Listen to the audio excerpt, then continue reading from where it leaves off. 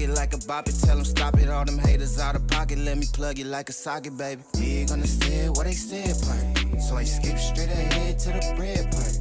Top dog, I'm cool on the chit chat. Fuck with the kid, know I got to get paid. Big on the said what they said part. So I skip straight ahead to the bread part.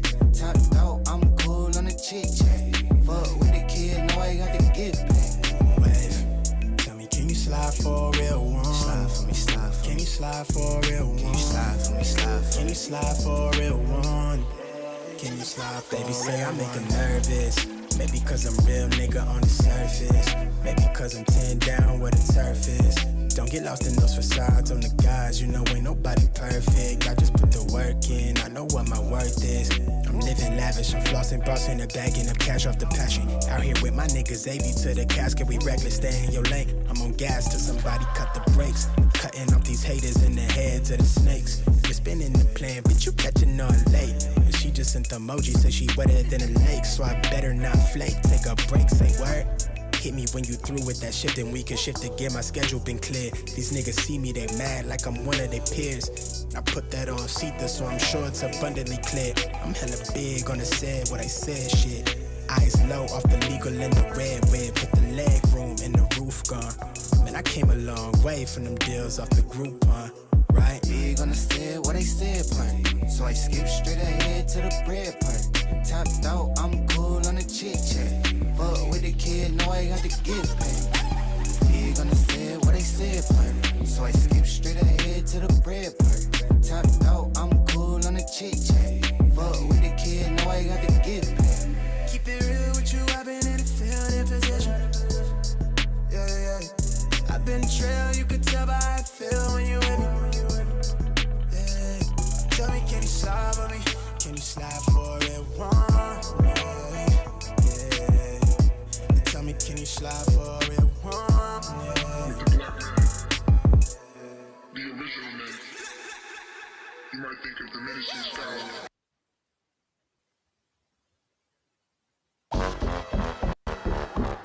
This ain't AI, but I'm like AI. 40 mil on the deal, stepping over niggas. Yeah, you know the shit. My bitch ain't no bitch, she ain't nothing to fuck with. Realest in the room, take you falling in love with. She got that Holly Berry body, getting money, gon' do your thing. Drop her real low, throw it back, let it boomerang. My pretty thing, she can get whatever, call me Pootie Time. Make her pay for it, you know money ain't a fucking thing. And I'm just me and this bitch, two-stepping to the bank, flipping that shit. I got hot.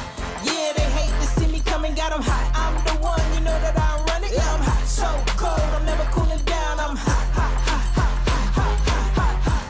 Yeah, they hate to see me coming, got them hot. I'm the one, you know that I run it. Yeah, I'm hot, so cold, I'm never cooling down. I'm hot, hot, hot, hot, hot, hot, hot. Girl, you hot like a sauna in the wintertime, fine. If he ain't spending money, then he wasting your time. Mookie Bears at the bed, yeah, I hit it every time. And when I'm in that shit, she like, put it up, rewind. She got that Fantasia on, baby girl, going free yourself. You fucking with a real one now, gon' be yourself. My pretty thing, she can get whatever, call me Pootie Time. Make her pay for it, you know money ain't a fucking thing.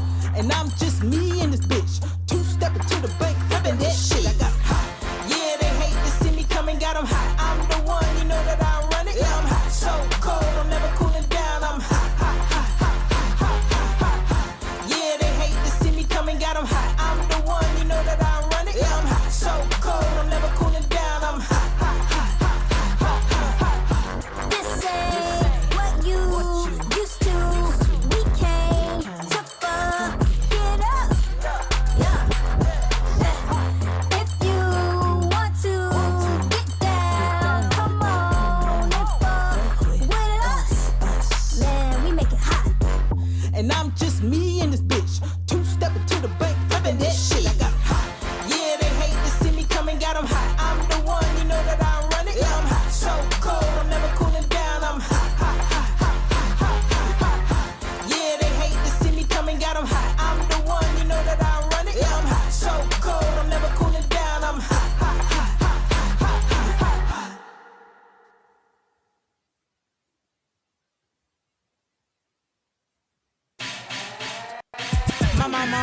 me I'm allergic to the fake shit. That's why I can look you in your ass and tell you ain't shit. I'm from the South, you know what I'm talking about. But she could pop it and drop it right in your bank account. I be like, fuck with your hurt, your body's out of control. Pussy rat, then African gold. St. Jules on my chest, got my foot on your neck. Look, I don't play by mine, fuck what you say about mine. You know I'm big stepping, walking through the door. All right, y'all know how this goes. This is secondhand news, so don't come from me. I ain't got no money, god dang it. All you gonna get is bills, okay? Hello. By the way, if you want the money, go to the news outlets this comes from. I'm just letting you know. And also, I'm very ornery, so I got time for you. Anyways, let's begin. Where the hell's my opener? Let's get it. Green light, let's get it. Green light, let's get it. Green light, let's get it. I'm the future, I'm in it. Check score, I'm winning. Green light, let's get it. I just win. Win. I'm on 10. Oops, I forgot to bring it down. Hey, y'all, how you doing? It's me again, Keyshia. Guess what? We about 15 subscribers away from me camming up for a whole show. Woo! Anyways, I did not look my best last Friday. I'm just saying. Anyways, hey, how y'all doing? Let me go ahead and say hello. Hello, it's me. And Hello. or Hello, motherfucker. so what we first gonna go ahead and do is we're gonna go ahead and get into debate news because I'm nosy as hell and I know you want to know some nosy shit too. So let's go check out this nosy shit, shall we? Give me a second. Well, what's going on over there? Shit. I hate when I do that. Okay, there you go. For real? Okay. I knew I forgot something.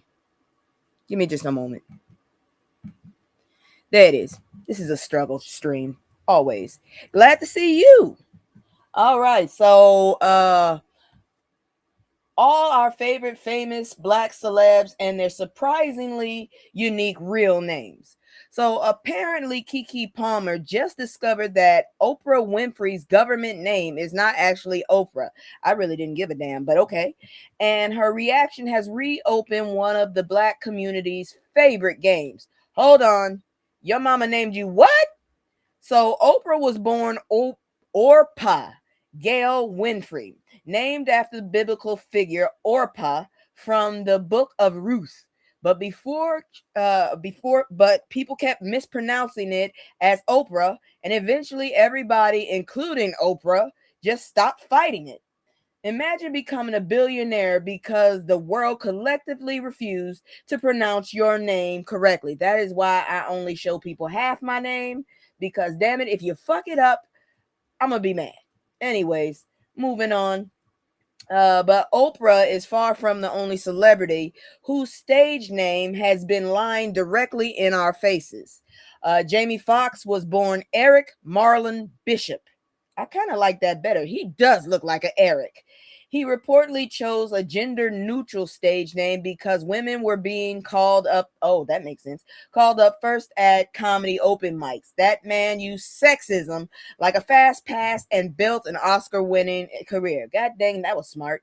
Whoopi Goldberg is actually, is actually Karen with a C. Elaine Johnson. Queen Latifah is Dana Elaine Owens. I knew that. Common is Lonnie Rashid Lynn. I did not know that.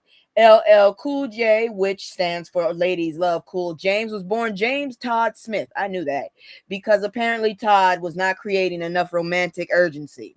Ice Cube is O'Shea Jackson Sr. I can't believe that one. O'Shea? All right.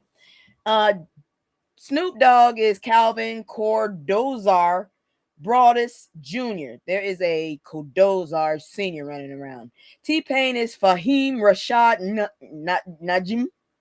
I don't know what a J and an M make. Two Chainz. Oh my gosh.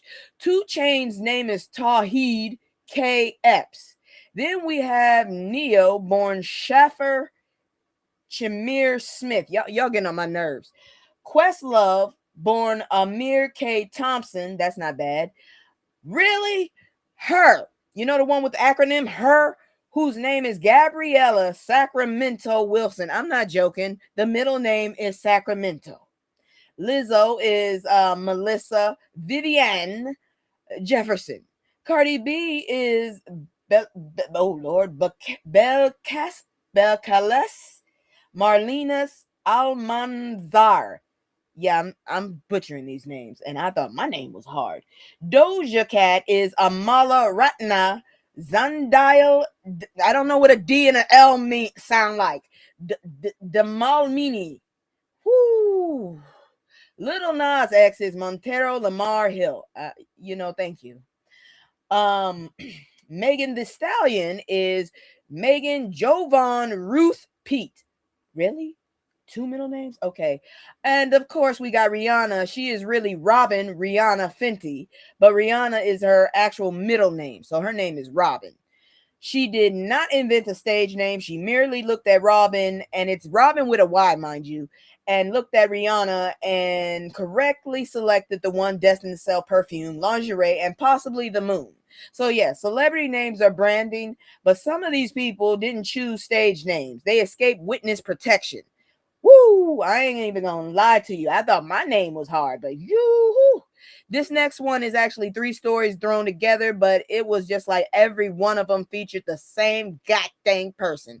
But before I get into that, if you like what I'm doing, thank you so much. If you don't like what I'm doing, if you have a suggestion, please hit me up in the comments. If you just want to say hi, hit me up in the comments. If you want to fuck with me, I got time.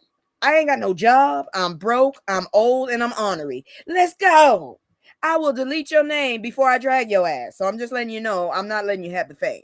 And with that, here goes my commercial. Please like, share, subscribe. Oh, great. My damn Kitsune's gone. Oh, love to see it. Anyways, please do all of that. I don't know why this thing just froze because my damn thing popped up. Let's try that again. There he is. And because hopefully this will turn into a panel one day. So here goes my commercial. I'll be right back. It's just me and the fam. It's just me and the fam. It's just me and the fam. It's just me and the fam.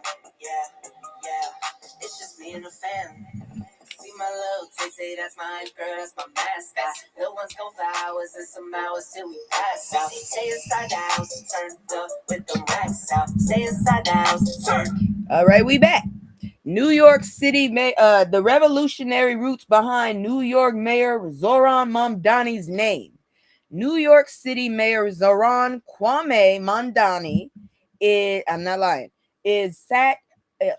I don't know why I kept trying to say sat down with the Root Charles M. Blow for a wide-ranging interview covering his African identity and the Black exodus from New York and the possibility of reparations. And unlike most political interviews, this one contained actual questions, not 12 minutes of a politician explaining the American people are hurting before answering absolutely nothing. Let's begin with Mamdani's name because Zohran Kwame Mamdani carries considerably more history than Bob from Queens.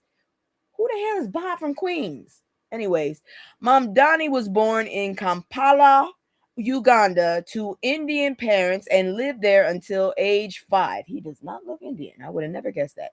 When his family moved to Cape Town, South Africa, his father, scholar Mahmoud Mamdani, gave him the middle name Kwame in honor of Kwame Nkrumah. I hope I said that right. That is an NKR. Those are 3 consonants. I don't know what that says. I have no problem admitting I am ignorant at times. The revolutionary Pan-Africanist who led Ghana to independence from British colonial rule in 1957 and became the country's first prime minister and later its first president. Oh, that name carries a lot. If you think I'm calling that man again, the original Kwame did not view Ghana's independence as the finish line. He argued that Ghana's freedom was meaningless unless it was connected to liberation of the entire African continent. In other words, freedom for one nation while everybody else remained colonized was not the group project he signed up for. Mamdani told Blow that he is not African American, but rather an American born in Africa, and said he is proud to be a son of Africa. He still returns to Uganda, maintains childhood friendships, and speaks enough Luganda, it has an L to it, in his words, hustle, Honestly, that may be the most New York answer possible in any language. Mamdani also corrected Blow when he called him New York's first Democratic Socialist mayor. Mamdani said he considers himself the second, crediting the city's first black mayor, that dude in the picture right there, David Dinkins, as the first. That's him right there. No, that's Kwame. I'm sorry, I made a mistake. That's Kwame in that picture. I don't have a picture of David Dinkins. But the interview moved from identity to a much more urgent question. Why are so many black people leaving New York City? I didn't know that was happening. Maybe I need to move to New York City. Mamdani said New York has lost approximately 200,000 black residents over the past several decades, while the city's black child and teenage population declined by 19% between 2010 and 2019. You ever see something or someone that ain't supposed to be there being nosy? Looking at my Miss Mavis over here. Goodbye. God dang it. Anyways, he described it as a reversal of the Great Migration, not because black New Yorkers suddenly stopped loving the city, but because the city has become too expensive for them to remain. Shit, that's why I'm not in Boston. Black culture is still being sold as part of New York's identity, but too many black New Yorkers can no longer afford admission. The neighborhoods retain the murals, historical plaques, and expensive restaurants named after what used to be there, while the actual people are packing up for Pennsylvania, Connecticut, New Jersey, Atlanta, or anywhere else their rent does not require a blood sacrifice. I know how that feels. Mamdani argues that his broader affordability agenda is part of his black agenda because black residents have been disproportionately harmed by the cost of living crisis. His administration secured a $1.2 billion agreement with the governor to begin expanding free childcare for 2-year-olds, starting with 2,000 seats this year and 12,000 next year. He is also pursuing faster and eventually free buses, although replacing hundreds of millions of dollars in fare revenue remains a major obstacle. He also pointed to more targeted policies. His administration created an Office of Deed Theft Prevention to protect homeowners, particularly older black owners targeted by people trying to steal generational property. Hold on. Sometimes I got to turn my purifier off because, it might be too loud. The city also suspended its property tax lien sale for 6 months while studying reform. According to Mamdani, the system created under Rudy Giuliani was 6 times more likely to sell a lien in a black neighborhood than in a white one, accelerating the path toward foreclosure. Because apparently, even when black people manage to own property in New York, somebody appears with a clipboard and a creative new way to take it. Then came reparations. Woo! Blow reminded Mamdani of his previous statement that New York City actively participated in the slave trade and should repair the legacy of slavery, stolen wealth, and discrimination. I might be in the wrong state. He then asked whether Mamdani would support cash reparations if the city's reparations study recommends them. Shit, I'll accept free health care for all this shit, man. And I mean good health care, not no goddamn penny ante shit. I'll accept free good health care. Mamdani did not commit to cash payments, but he did not rule them out either. Fuck, if you pay off my damn student loan, I'll accept that. Because my family's from Mississippi. He stood by his statement concerning New York's complicity in slavery and said he would wait for the commission's findings before deciding. Its final report is expected next summer. So Mamdani doubles down on reparations, needs one small asterisk. He doubled down on acknowledging the history and supporting the study. He did not pull out a checkbook and begin asking everybody for the Cash App. Oh, fuck, they got us on a technicality. Still, simply acknowledging New York's role matters. Slavery was not exclusively a Southern enterprise. New York institutions, merchants, banks, and financial interests profited from enslaved labor and the trade surrounding it. The North did not float above slavery wearing a halo. It participated, collected its money, and then hired the finest public relations department history could buy. Mamdani's overall argument is straightforward. Black history in New York cannot remain something the city celebrates after pricing Black people out. If his term succeeds, he says New York will be more affordable and Black New Yorkers will still be there to write its next chapter. Shit, I wouldn't mind being a New Yorker. I have an affinity for pizza. I'm just saying. Now let's move on because the shit is gonna get darker as we move. Oh, I'm just warning you. Where the hell is it? Okay, there you go. Yeah, here we go. Texas Senate nominee James Tallarico on viral defense of Jasmine Crockett. I felt offended. So Texas Democratic Senate nominee James Tallarico is going viral after delivering a message to some of his own supporters. Keep Jasmine Crockett's name out your motherfucking mouth. Okay, he didn't say motherfucking, but I just wanted to add that. Tallarico defeated Congresswoman Crockett in the Democratic primary in March. I feel a way personally, me. But apparently, some people decided supporting the winner required repeatedly disrespecting Black women who lost. As though political unity means Jasmine must now serve as a campaign pinata. I know exactly who the hell you talking about. I blocked that motherfucker on YouTube because I don't want to see his shit anymore. I caught on when he first started talking shit about her, and that's when I stopped watching his ass. He said Crockett has shown up for her constituents and reminded the audience that she immediately encouraged Democrats to support him after conceding. Tallarico said some of the comments about her personally offended him, adding, if you claim to be my supporter, if you claim to be part of this movement that we are building, please keep Congresswoman Crockett's name out of your motherfucking mouth. I added it. I'm not apologizing. Now, that is how you correct your own side. No consultant approved word salad. And I heard they trying to do that shit to old girl AOC as well. Motherfuckers, I don't mind being a socialist, but let's not start sabotaging each other. This needs to be a unity because seriously, I'm sick of the bullshit. Because before this year is out, I might start looking like Obama with the white hair. Start this shit with black and come out with white. Fuck. And I ain't even try to cosplay. Fuck. Anyways. Now that that is how you correct somebody. And no, both women and men have raised concerns. Just stop using my campaign as permission to disrespect her.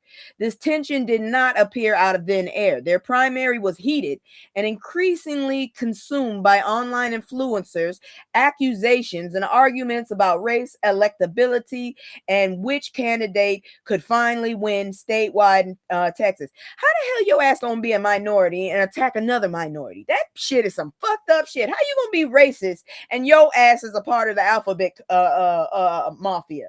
And you know who the hell I'm talking about. Tallarico ultimately won, but Crockett conceded and called for Democratic unity. I wish she could stay where she was now. She needs to be in Congress. I don't care where. She needs to be in government, okay? Shit, if it was me, I'd ask her to be president, but I really don't want all that hair to turn white. Crockett later appeared to respond to his defense with humor, writing that she might be preparing a shocking endorsement that would make some trolls very angry. She did not explicitly name Tallarico, but subtly has never prevented the internet from locating the conclusion. Tallarico is now facing Republican nominee Ken Paxton, who is apparently a fucking crook. I don't know how that motherfucker won. In November, Democrats have not won a U.S. Senate election in Texas in decades, so they cannot afford to spend the general election relitigating the primary like bitter relatives arguing over who ruined Thanksgiving. Was Tallarico's defense decent? Absolutely. Should defending a black colleague against disrespect be considered extraordinary? Hell no. But considering the current political standards is somewhere beneath the basement, basic integrity now arrives wearing a superhero cape. And I'm gonna tell you for real, because it's been amazing seeing how many ignorant ass people are running around. I promise you, I done already helped an old Puerto Rican lady. Apparently, I look ambiguous black. I'm ambiguous apparently, because I don't know why she looked the hell at me. There was a whole bunch of white folks around there. Somebody could have spoke Spanish better than me, but I helped her. Then today I ran my silly ass and helped some old white man because he had no umbrella. I don't know what the fuck is my problem. But anyways, let's go ahead and move on to the next story, because this is apparently an update. I hope this is correct. I really hope this is correct, because I'm getting tired of this shit. I don't think this is an update. Yeah, this is an update. Where's my update one? Give me a second. All right. I'm sorry. I'm just trying to figure it. Okay, here we go. Yeah, this is the update. Here we go.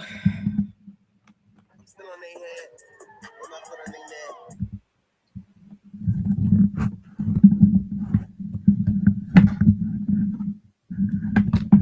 All right, so once you name the pattern, it's tough to unsee it. What the Nolan Wells coverage reveals about media bias, and the mama has already started doing subpoenas on social media. Y'all need to leave that woman and her family the hell alone. So former ABC News journalist Janai, I hope I said that right, Norman is calling attention to the media's coverage of Nolan Wells, arguing that it reveals a familiar racial pattern. News organizations often repeat law enforcement's initial narrative as fact while treating the black family's questions like emotional speculation. Nolan was an 18-year-old college football player who disappeared during a 4th of July boat trip to Horn Island, Mississippi. I ain't never been there with friends. I've been to Mississippi, just not on the island. His friends returned without him, but reportedly had his phone. Red flag. Nolan's body was discovered 2 days later. Red flag 2. Early coverage later presented the incident as an apparent drowning or tragic accident, but Nolan's parents immediately questioned the explanation, saying it was completely unlike their son to remain alone on an island without his phone. No goddamn teenager is gonna leave their phone. I've seen these bastards have like withdrawal symptoms without the phone. The independent autopsy requested by the family did not establish a conclusive cause of death and could not rule out foul play because dumbasses did not give them all the pieces of the man. It also documented a red discoloration on Nolan's skull that required further examination. Meanwhile, the family has issued subpoenas seeking data from Snapchat, WhatsApp, TikTok, Meta, and Life 360 amid concerns that information may have been deleted from Nolan's phone. That does not prove someone committed a crime, but it certainly proves there are unanswered questions. Norman's criticism is not the journalist should declare Nolan was unalived, murdered, without evidence. It is that they should not declare or quietly imply an accident without sufficient evidence either. That's what I've been saying. She says the problem begins when reporters treat a police statement as the objective version of events, while family members must somehow earn the right to be believed. Law enforcement gets official say. The grieving black mother gets she claims. Same uncertainty, completely different level of credibility. Pisses me off. Norman argues that media framing determines whose innocence is presumed, whose behavior is examined, and which questions are dismissed once an early narrative is published. Later reporting frequently treats every contradiction as an update to the original story instead of evidence that the original story may have been premature. Nolan's death is now expected to go before a Mississippi grand jury, and the investigation remains open. No criminal charges have been filed, and the available evidence does not yet provide a definitive account of how he died. I'm going to be pissed if they fucking walk free. This is ridiculous. But see, I'm biased. That is precisely the point, though. We do not know. Nolan's family has been asking the media and authorities to stop behaving as though uncertainty only applies when they ask questions. Shit, at this point, I'm asking questions with you. This shit is ridiculous. Now, for anybody, speaking of shit, and anybody who's going through it, this next story is for y'all because I know y'all going through it. Here we go. FDA recalls food and medications for July 2026. This is ridiculous when you have to do a story like this. It is time for July's FDA recalls because apparently grocery shopping now requires the investigative skills of Batman and the digestive courage of a medieval peasant. I went to the food pantry and I almost bought a salad kit, but then I said, fuck no. Anyways, here is the complete list from the article. So check your refrigerator, freezer, cabinets, medicine cabinet, and your dog's dinner or your cat's dinner. First, Unha Fisheries sliced Korean halibut and flounder sashimi was recalled undeclared wheat, soy, and for undeclared wheat, soy, and sesame. So if you're allergic to that shit, you might not want to fuck with it. 2. Lots of pedigree, high protein, chopped chicken, and duck flavored canned dog food may contain pieces of plastic. Your dog already eats mysterious objects off the floor. He does not need the manufacturer adding side quests, okay? Fuchsia kimchi and tofu kimbap. You are silly if you eat kimchi in the first place because that shit will burn a hole through your digestive, if you ask me. But anyways, it contains undeclared tuna. So if you're vegan, yeah. While Green Wise Organic IQF frozen blueberries in 10-ounce packages may be contaminated with E. coli. Oh, that's lovely. Ola Ola pounded yam may contain undeclared milk in the form of sodium caseinate. I don't know what the fuck that is. 2 Kong Guan glutinous rice ball products with black sesame filling. The regular version and the black and white version may contain undeclared peanuts. That's terrifying.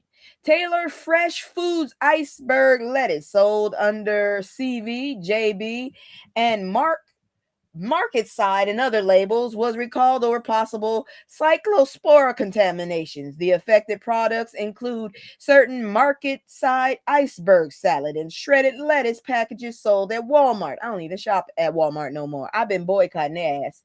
The outbreak has been associated with gastrointestinal, in other words, that gives you the shits. So please throw it away. Lettuce is not delicious enough to justify this kind of betrayal. I personally like romaine lettuce, me. Zen Principle Moringa leaf powder capsule may contain salmonella. Believe that is some kind of vitamin. Rising Pharma Citrazine hydrochloride 5 milligram. What the fuck? Oh, anyways, tablets were recalled over possible cross contamination with ranitidine. Okay, ranitidine. I don't know what that is. RANITIDINE. Replay that if you didn't hear me. Peter Rabbit Organics banana and strawberry fruit puree pouches in 4-ounce packages may contain soft plastic. White and brown eggshell-free eggs produced by Midwest Poultry Services sold under Country Morning, Cal-Maine Sunups, Brookshire, Simple Truth, Kroger, and additional brands may contain salmonella. Check cartons with sell-by or best-by dates from July 20th through August 17th, 2026. I have to eat egg whites. I have high cholesterol. Sprig and Sprout fresh and ready spicy breakfast burritos. Why would you do that to yourself so early in the morning? Contained undeclared soy after sausage was accidentally placed inside products labeled vegetarian. Baby, that is not a labeling error. That is an identity crisis wrapped in a tortilla. Why are y'all eating that shit so early? I can't do spicy. Finally, Lidl, that's Lidl, recalled Iridanius shortbread. Why would you buy something called Iridanius? Shortbread cookies with chocolate truffle coating and apricot filling. That's too damn much.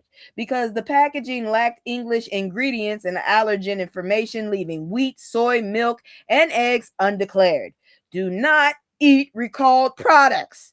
Follow the notice for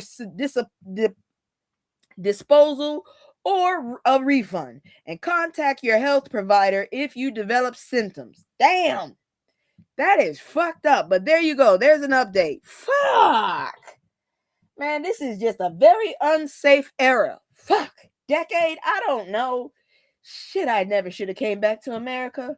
Anyways, let's keep moving because we still got a few more news stories, and then we're gonna get to some other segments that just gonna have you, I don't know.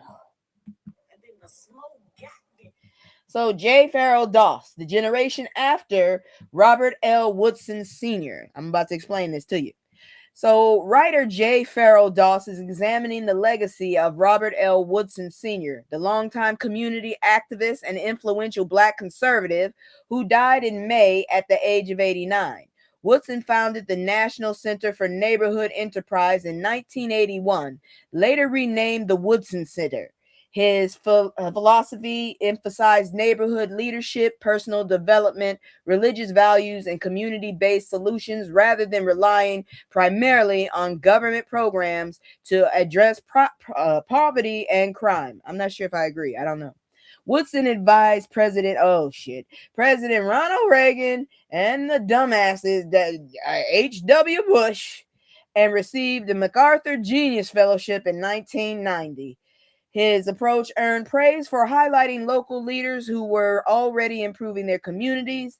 It also drew criticism for placing greater emphasis on personal responsibility and cultural problems than a structural racism and economic inequality. That's what I'm talking about. Doss connects Woodson's philosophy to a 2007 campaign speech from Barack Obama, speaking at Brown Chapel AME Church in Selma. Obama described civil rights veterans as the Moses generation. Give me a second here. How the hell do you cough and burp at the same time? I do not know. Anyways, excuse me.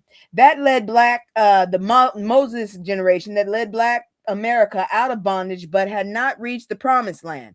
Obama called his generation the Joshua generation, responsible for completing the journey.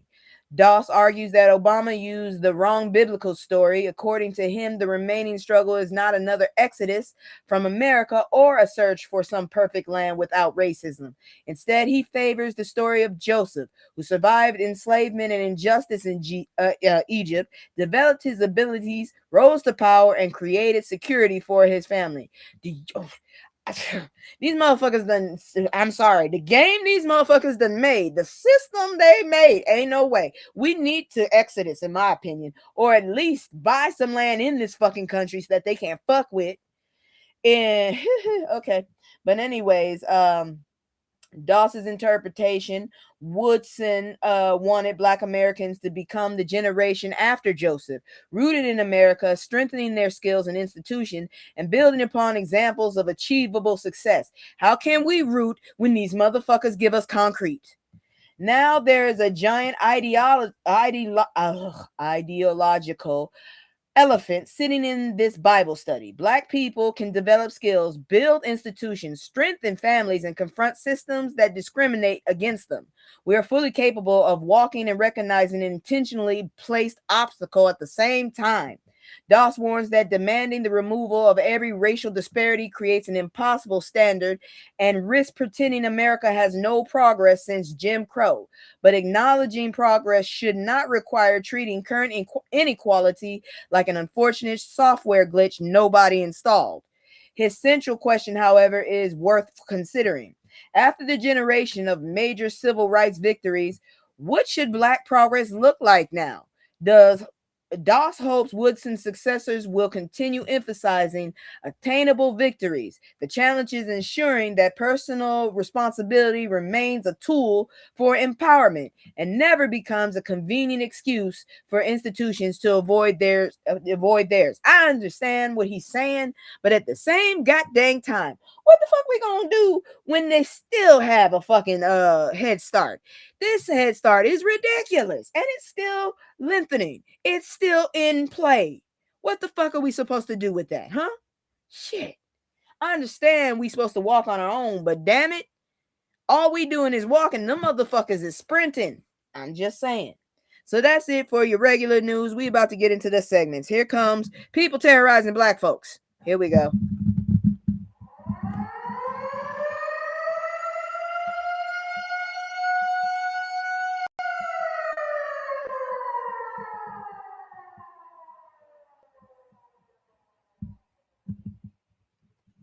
All right, so amid AI boom, I keep telling y'all, coal has returned with familiar costs. You remember coal, the stuff that would give you black lung and fucked up people for generations? Well, it's back.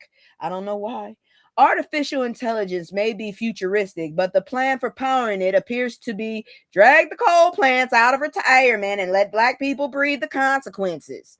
AI data centers require enormous amounts of electricity. As demands rise, the Drumpf administration is ordering aging coal-fired plants to remain available, including Staten Union 1 outside Florida, Orlando, Florida. This plant is nearly 40 years old, y'all.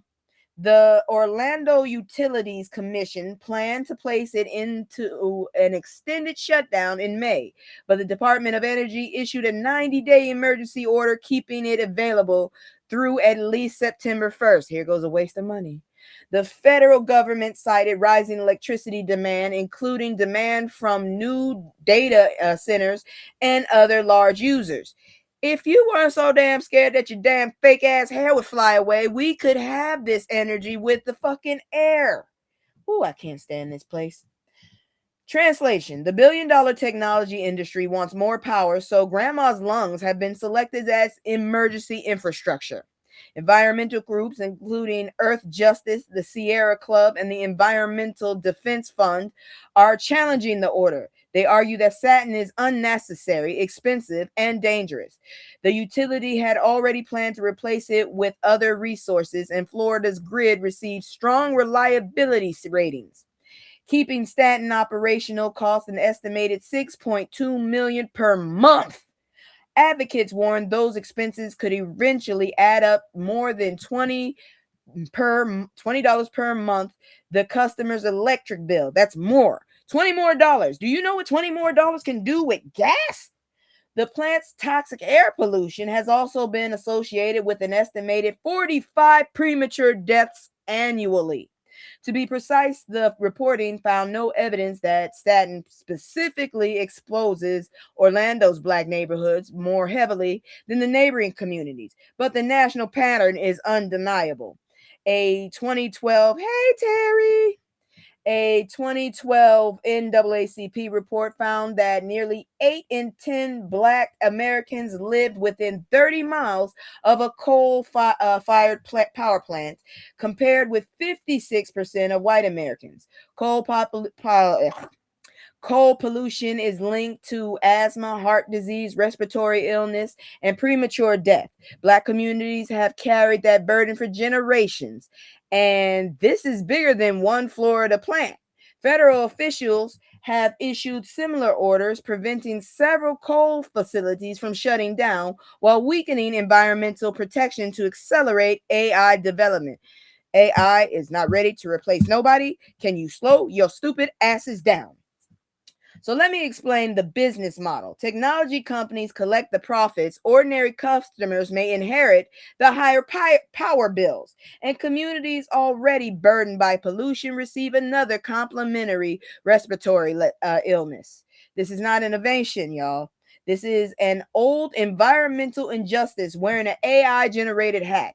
If America wants AI, then big tech should finance genuinely cleaner energy and the infrastructure required to support it. But black lungs are not a renewable resource. I'm just letting you know. This is some bullshit. And we ain't done because this hits everybody. Shit. Moving on. ACLU report details rampant violations, lawlessness, and the ass's immigration enforcement. Yeah, I deleted that shit. I don't give a damn. The ACLU has released a report titled Agents of Chaos and Cruelty, documenting what it describes as a widespread violence and constitutional violations by federal immigration agents under the Drumpf administration. Girl, yeah. Researchers examined more than 1,200 immigration enforcement encounters across 8 states. They identified actual or threatened force in approximately 1 out of every 4. The documented incidents included 241 involving physical force, red flag, 128 involving threatened force, red flag 2, 105 involving weapons, including batons, tasers, and flashbang grenades. What the fuck? Flag 3. 86 involving chemical irritants, you fuckers. Flag 4. 82 involving agents using vehicles to box in or strike other vehicles. Who the fuck do y'all think y'all are? Vin Diesel? This ain't no movie. And before somebody starts yelling that everybody involved was the worst of the worst, the people swept up included 155 American citizens, you dumbasses, 30 lawful permanent residents, and 144 immigrants holding temporary or pending protection, including DACA, temporary protection status, and U visas. Let me just tell y'all, motherfuckers, I just found out recently I am ambiguous in my race. I was in a damn food pantry. This woman looking all over. She's Puerto Rican. And she's she's a lighter tone at that. She looks at me and automatically thinks I speak Spanish. First of all, I am black and Cape Verdean, which is still black, but they speak another language. Damn you. Not her, but damn it. Now I'm scared again. Now I gotta figure out how to find an afro because my real hair doesn't do fro. Great. You know how much damage it takes to tease the shit in my hair? Just to tease my hair, not including the assaults on women's bodies. Exactly. The report also identified 214 children who were detained, targeted, or exposed to misconduct, including 32 U.S. citizen children. Agents directly interrogated or detained minors in 54 and 54 incidents. 54. Apparently, school pickup room now comes with crayons, juice boxes, and masked federal agents who really, from my assumptions, don't have a whole lot of intelligence or education, you know? Anyways, shit. Jumping out of SUVs, the ACLU documented 624 enforcement actions in everyday public locations, including sidewalks, bus stops, grocery stores, gas stations, and malls, plus 252 workplace operations.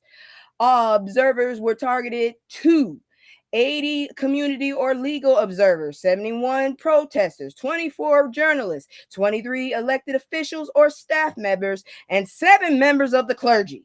Their suspicious activity exercising the First Amendment rights while witnessing what the government has been doing and telling on their asses. In roughly 1/4 of the incidents, agents wore masks. In another quarter, they used unmasked vehicles. The ACLU, I've seen them bitches too. The ACLU argues these are not isolated mistakes, but a few rogue officers, predictable results of an enforcement system designed to intimidate communities while avoiding accountability.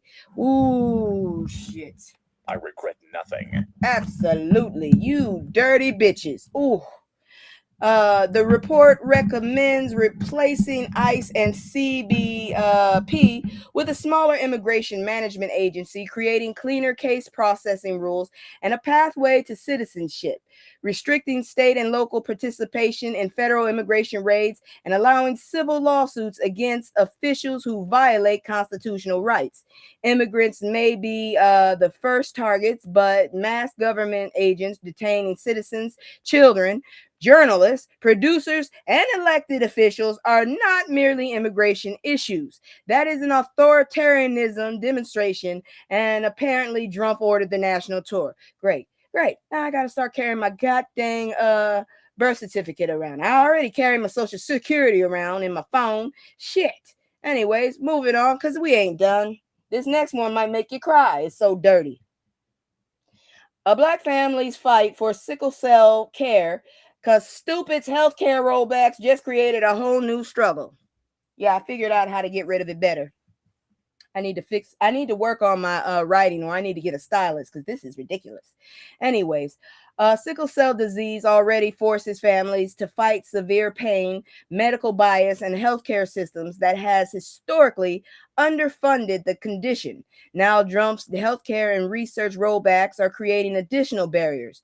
Sickle cell is an inherited blood disorder that can block blood flow and damage organs. It affects approximately 100,000 Americans, and about 90% of the U.S. patients are Black. You heard that? 90%. Recent advances include gene therapy have created hope, but treatment can cost millions and require specialized care. That makes insurance access, Medicaid, reliable patient data, and continued research essential. The Drumpf administration terminated the federal staff overseeing the CDC's sickle cell data collection program. They're trying to kill us. That program tracks where patients live, how they receive care, and where dangerous gaps exist. I have a cousin with that disease. Girl, who doesn't? Apparently, the strategy for addressing a neglected disease is to stop collecting evidence showing it is neglected. The administration also canceled a $750,000 NIH grant led by Duke University's hematologist Dr. Charity Oyedeji. Hope I said that right. Her research examined why older adults with sickle cell often receive inadequate care. The termination notice cited diversity, equity, and inclusion concerns. In other words, it cares about people. Yet they treated research into a disease affecting mostly Black patients as suspiciously diverse. The illness did not become political. The government politicized studying who suffers from it. Meanwhile, historic Medicaid cuts and stricter eligibility requirements threaten coverage for millions. Many sickle cell patients depend on Medicaid because complications can interrupt employment and require repeated hospital treatment. Lord, if I ain't got my damn meds, boom, gonna come out. Boom, and gonna fucking come out. Meanwhile, let's see here now. Losing insurance does not make the disease disappear.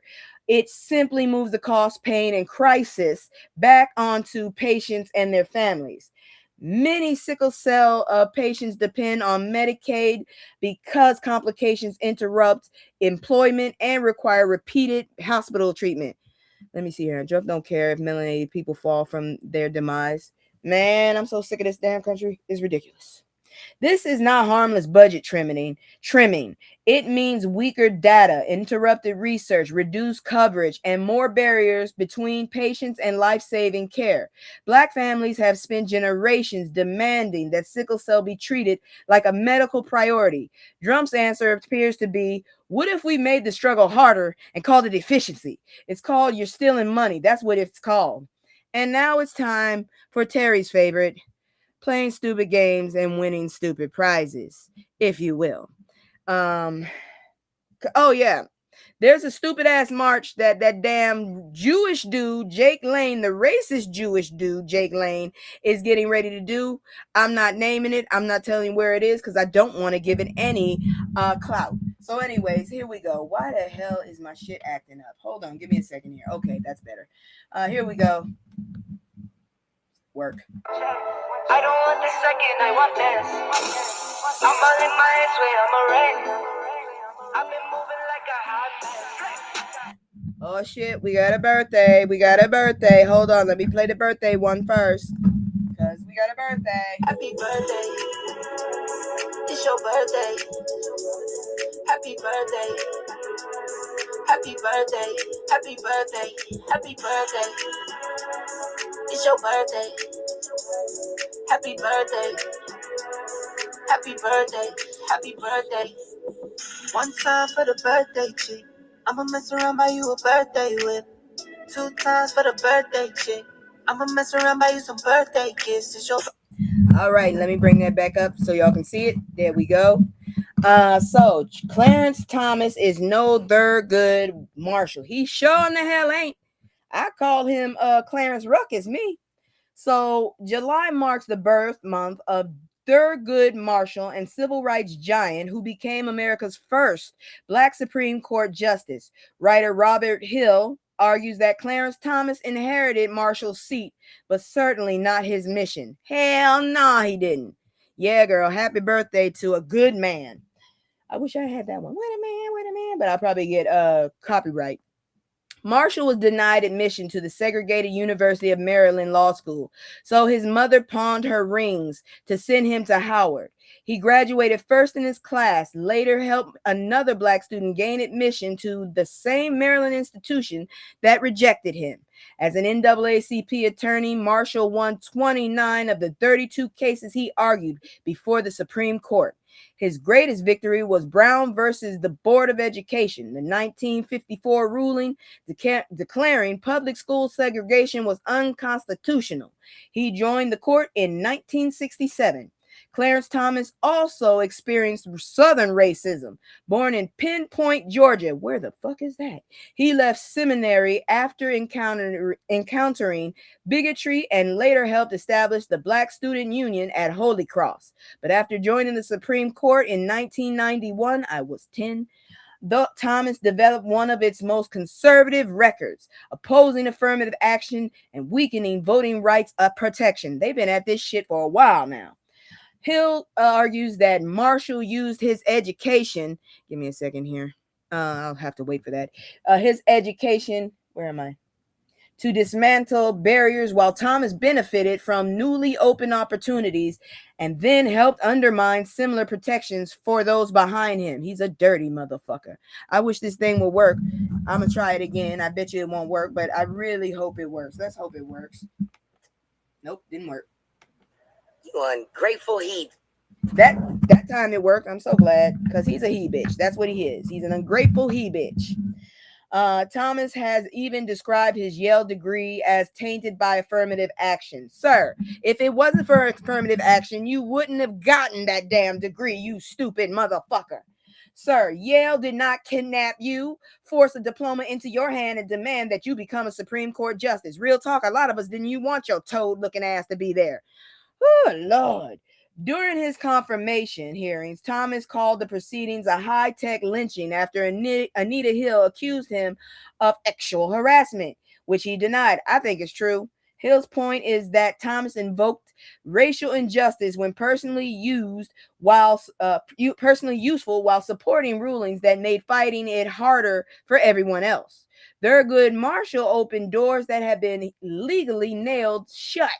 Clarence Thomas walked through one, reached the highest court in America, and apparently began inspecting the hinges. Man, why don't this dude sundown? He's ugly as hell. He ain't helpful. He's just a fucking scallywag. Yeah, I use that word.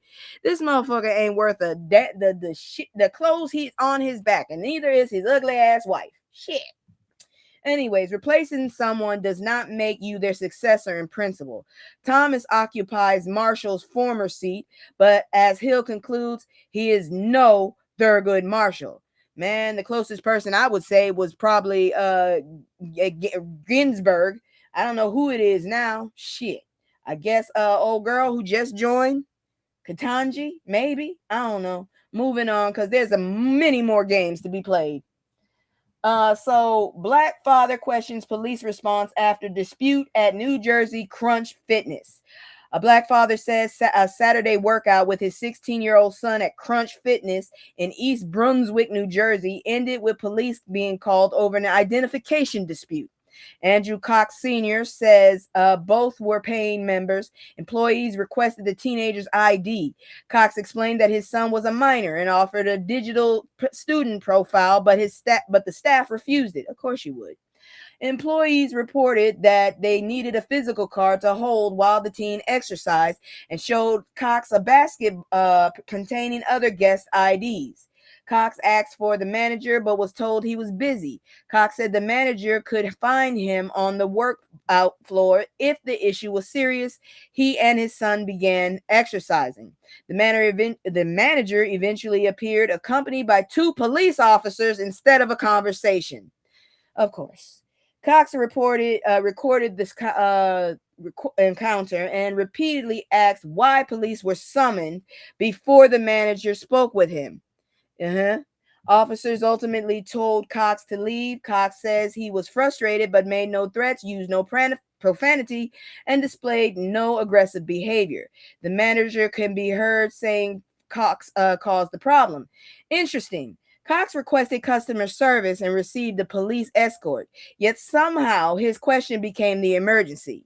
Cox believed race affected the response. He asked whether employees would have called police so quickly if a white mother had requested a manager and continued on to the gym floor. The allegation has not been independently proven, and Crunch Fitness has not responded when the story was published. But the escalation deserves scrutiny. Staff can enforce identification policies. Cox also continued after employees said physical ID was required. But between show us a card and summon armed police, there was an entire unused space called communication. The manager could have explained the rule, verified the account, suggested another solution, or personally asked them to leave.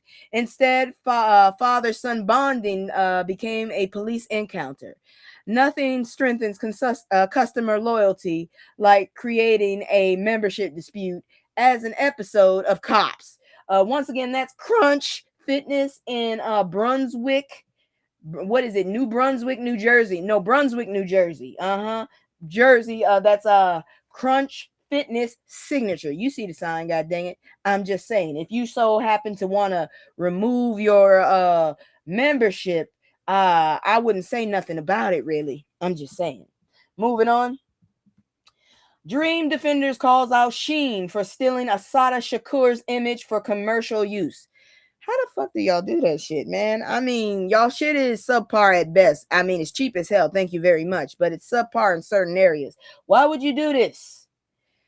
Fast fashion giant SHEIN has been accused of stealing artwork honoring Black revolutionary Assata Shakur from Dream Defenders, a Black-led abolitionist organization opposing capitalism and exploitation. I might want to join them.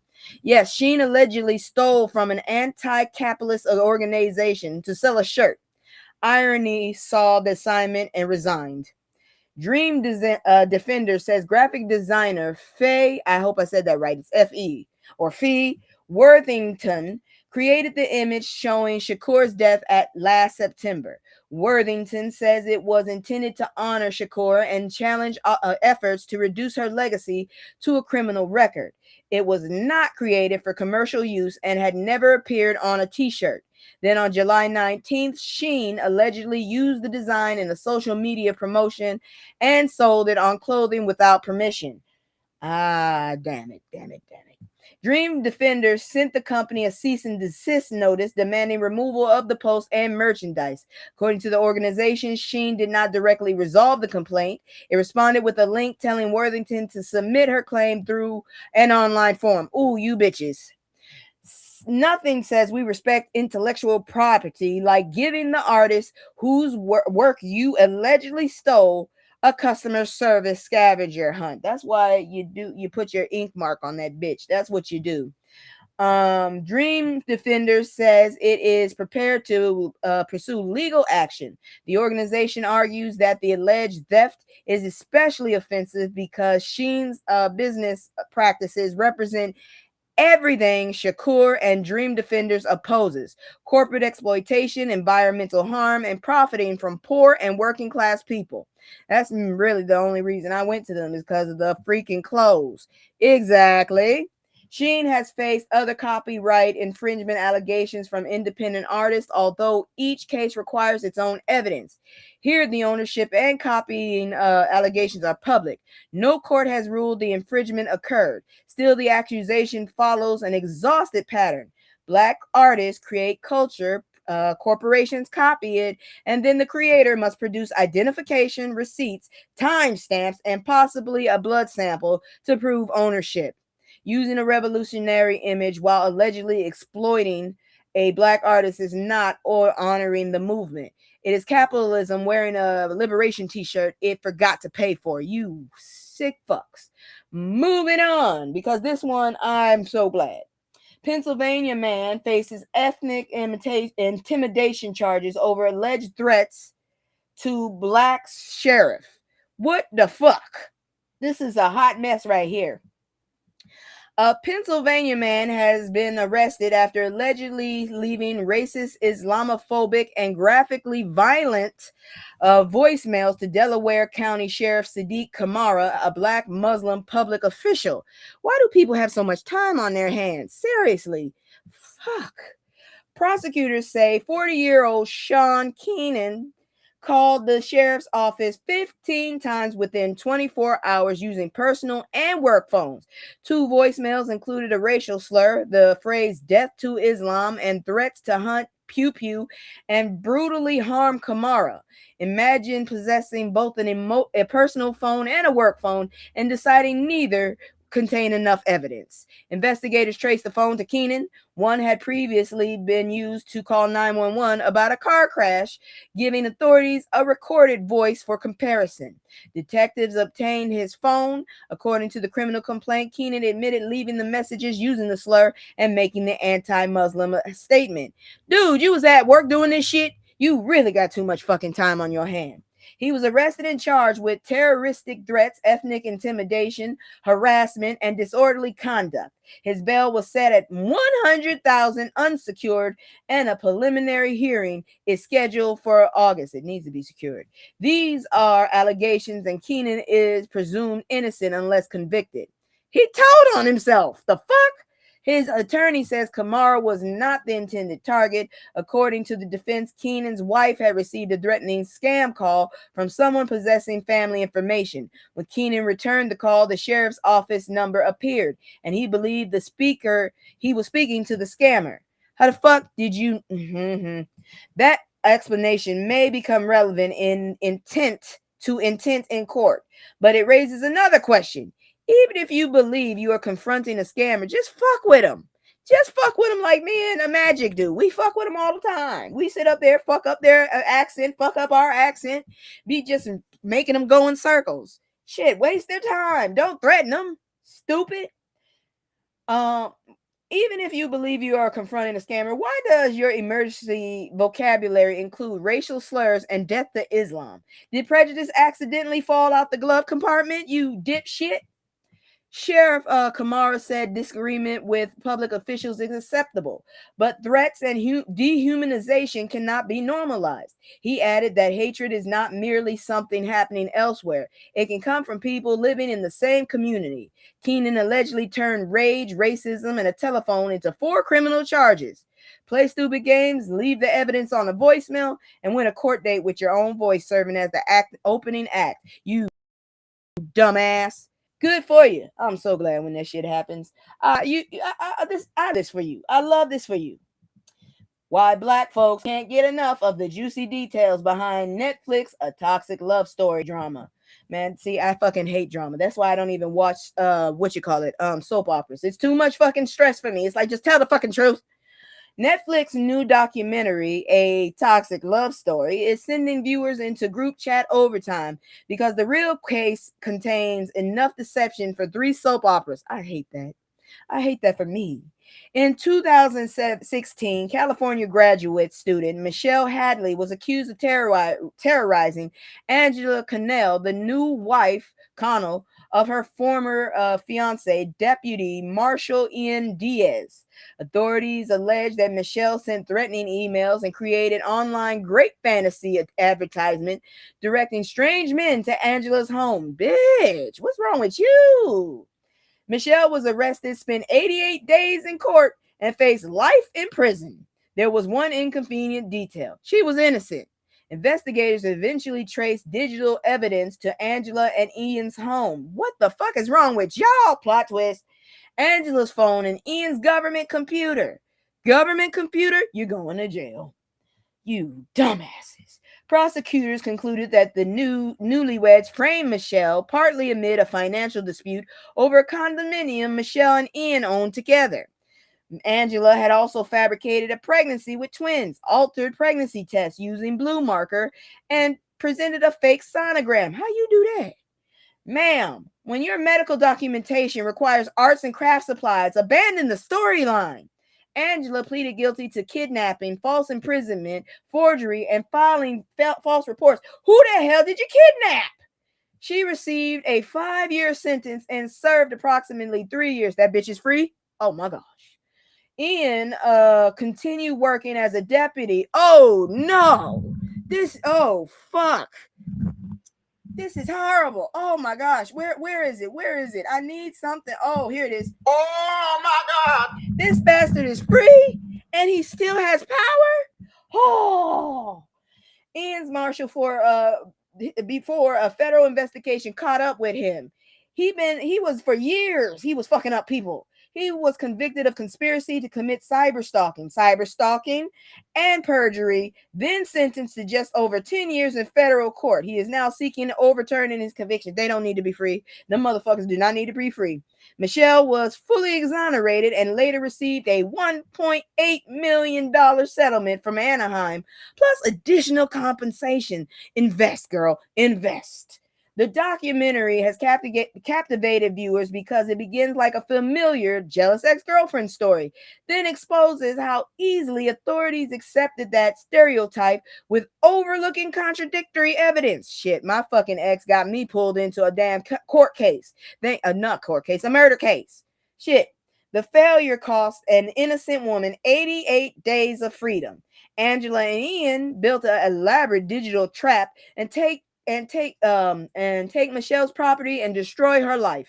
Instead, she regained her name, received a settlement, and they collected matching entries in the criminal justice system. Play stupid games, manufacture the evidence yourself, and win separate prison sentences. You dirty bitches. People ain't got no goddamn sense in this world. Black teen sues Indianapolis police city after body cam contradicts officers' attempted murder allegations. Man, I'm glad all of y'all are paying the piper. I'm so glad for it. I love this for you. An 18-year-old black man is suing an Indianapolis police sergeant and the city after her body camera allegedly contradicted her sworn claim that he pointed a revolver at her.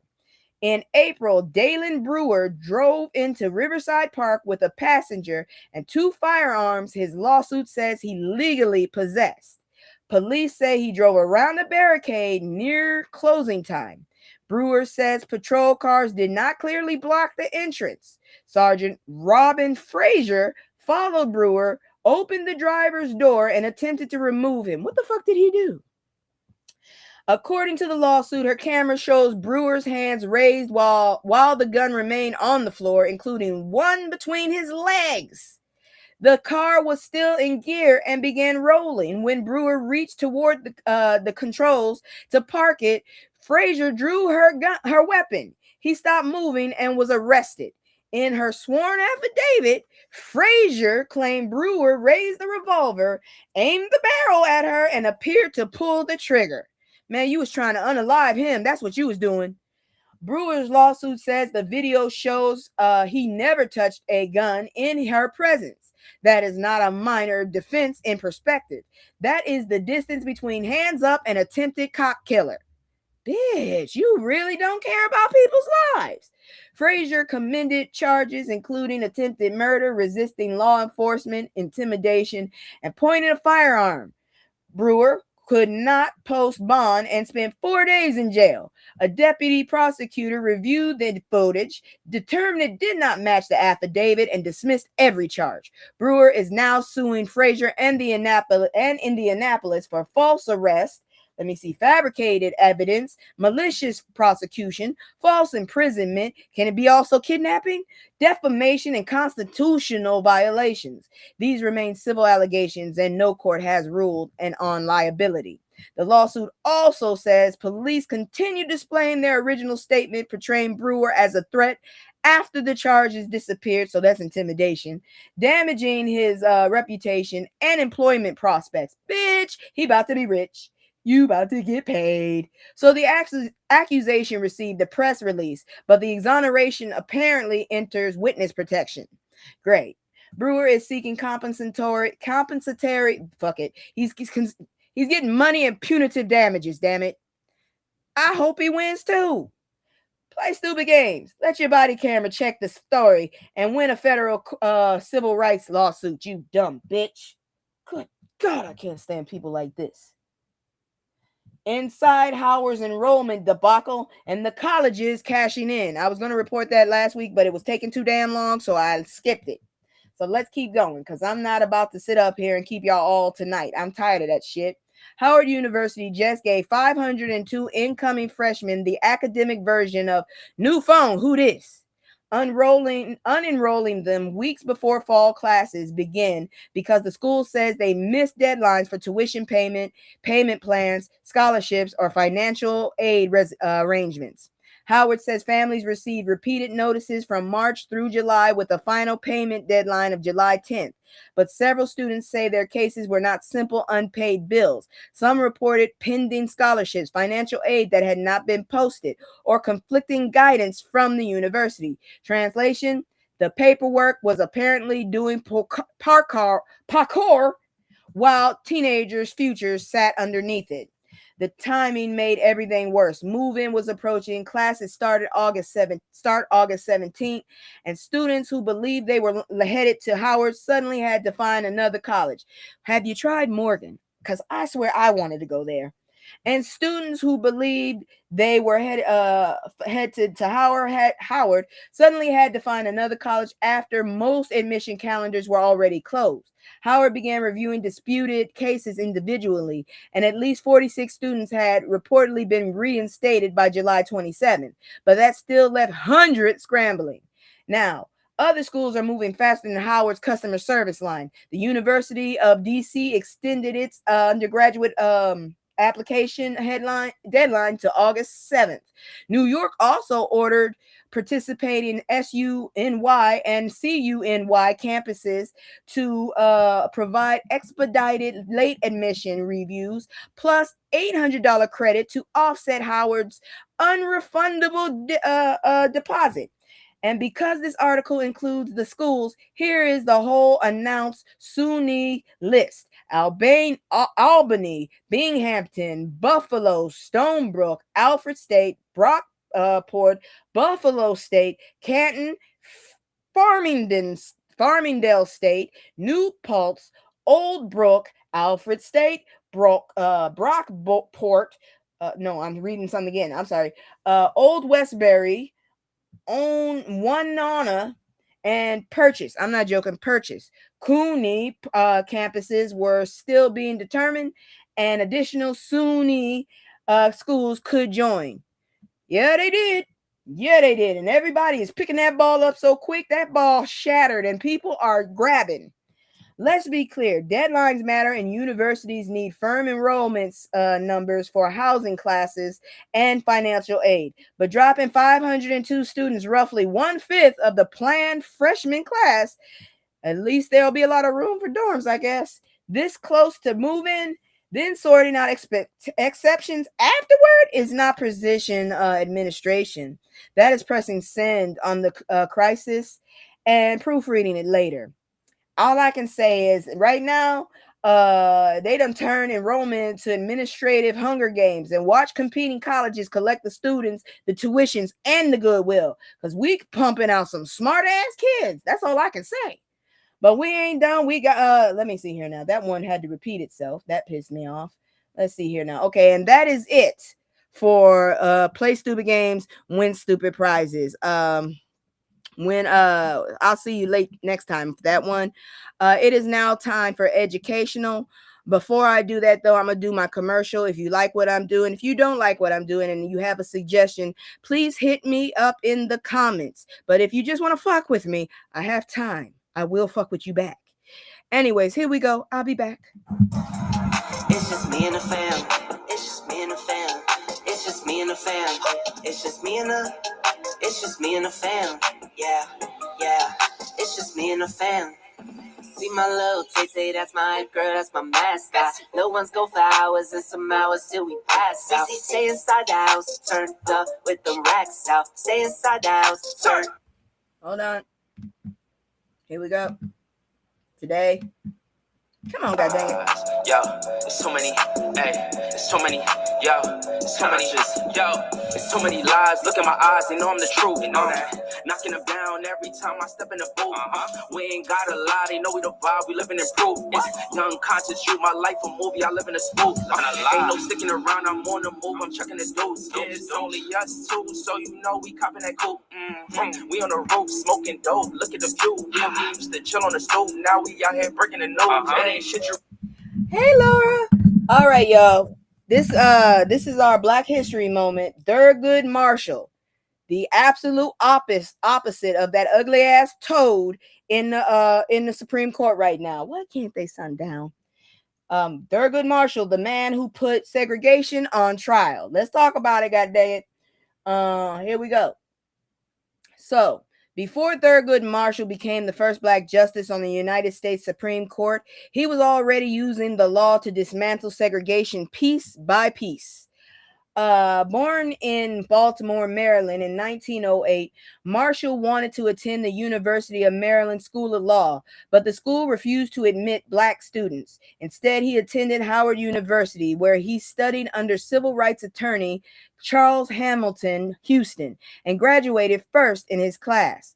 The rejection helped shape Marshall's mission. He joined the NAACP Legal Defense Fund and began challenging the laws that kept Black Americans separated, underfunded, and politically powerless. Marshall argued 32 cases before the Supreme Court and won 29 of them. His most famous victory came in 1954 with Brown versus Board of Education. The court unanimously ruled the racial segregation in public school was unconstitutional. That decision did not instantly end segregation, but it destroyed the legal foundation supporting it.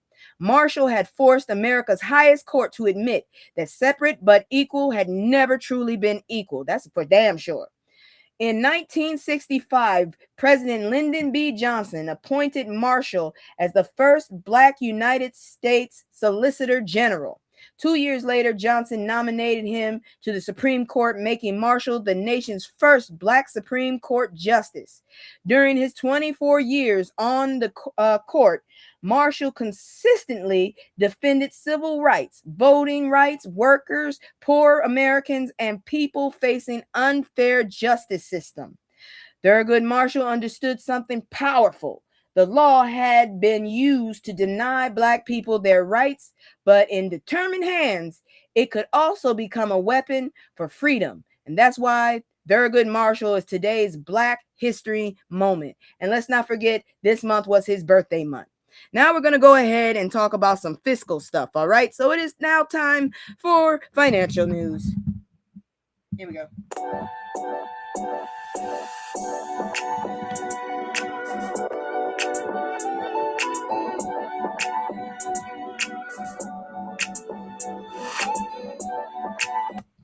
Y'all, Beyoncé has joined a growing list of fully Black-owned wine and spirit brands. It's always Beyoncé, I guess. Beyoncé has taken full ownership of Sir Davis American whiskey. That's not a wine, that's a whiskey. Oh, spirit, okay. Because apparently dominating music, touring, hair care, fashion, and our bank accounts was not enough.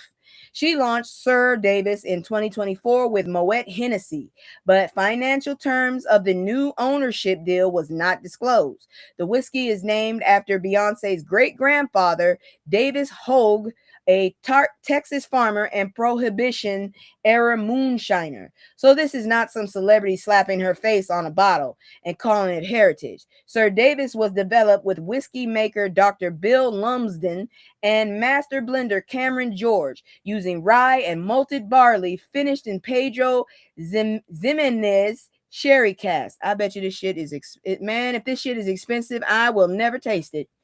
Before Beyonce's involvement was revealed, the whiskey entered competitions under a pseudonym and earned Best in Class at the SIP Awards. I need to be there. And 93 points from the Ultimate Spirits Challenge. Beyonce loves making that money. Exactly. I hope she's giving back a little. Seriously, I really do. Because, I mean, her fans have made her what she is. 93 points from the Ultimate Spirits Challenge. quietly winning before announcing who owned it. That is an extremely Beyoncé way to conduct business. But Sir Davis is joining a small group of fully Black-owned alcohol brands, and we are not skipping anybody. First, there is Sorel. I did not know that. Sorel Liqueur, Jackie Summers Caribbean-inspired hibiscus drink. Then there is McBride Sisters Wine Company, founded by Robin McBride and Andrea McBride John, which produces Black Girl Magic wines and She Can beverages. Black Mama Vodka belongs to Vanessa Braxton, who owns and operates a distillery and manufacturing facility on a 15-acre New York farm. T. Capri Tequila was founded by Tiffany Capri Hainsworth, reportedly the first Black woman to solely own a tequila brand. I need to write these down. The Brown Estate, operated by siblings Deneen, David, and Coral Brown, became Napa Valley's first Black-owned estate winery, an 18th century brewery founded by Drew Fox after starting in Gary, Indiana. Garage sells everything from pilsners, I don't know what that is, and stouts to pale ales. So the complete list is Sir Davis, Sorel Liqueur, McBride Sisters, Black Mama Vodka, T. Capri Tequila, Brown Estate, and 18th Street Brewery.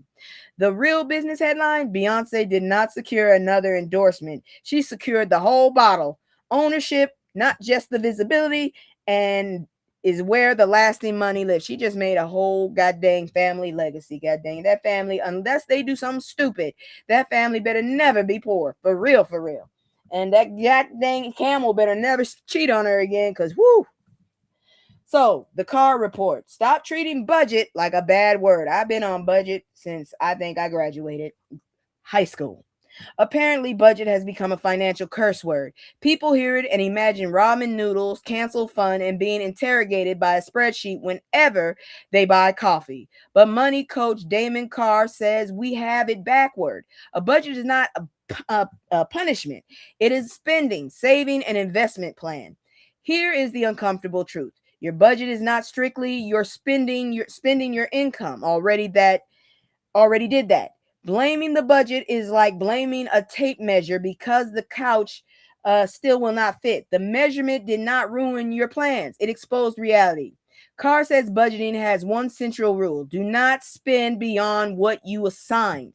Before the month begins, decide how much each category receives. Then stay within those limits. It does not require 17 apps arguing over your checking account. Consistency matters more than perfection. The article gives 4 budgeting methods. My grandmother was excellent at budgeting. Well, check this out. Here's the method. First, the 50-30-20 rule. 50% for needs, 30% for wants, and 20% for saving and debt reduction.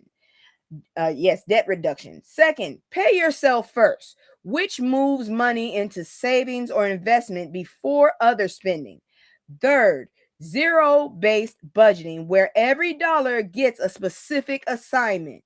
Fourth, the envelope method, where cash is divided among categories, and when an envelope is empty, spending stops. I kind of like that. Brutal, maybe. Confusing, absolutely not. Budget should include enjoyment, vacations, concerts, date nights, and clothes are not financial crimes, unless that money was supposed to pay rent, groceries, reduce debt, build emergency savings, or fund retirement. Then your cute little purchase has entered villain era. Without a plan, money follows emotions, sales, subscriptions, and invitations until you're staring at an account asking where everything went. It did not vanish. It accepted jobs you never assigned. A budget gives you control, confidence, and permission to spend without guilt.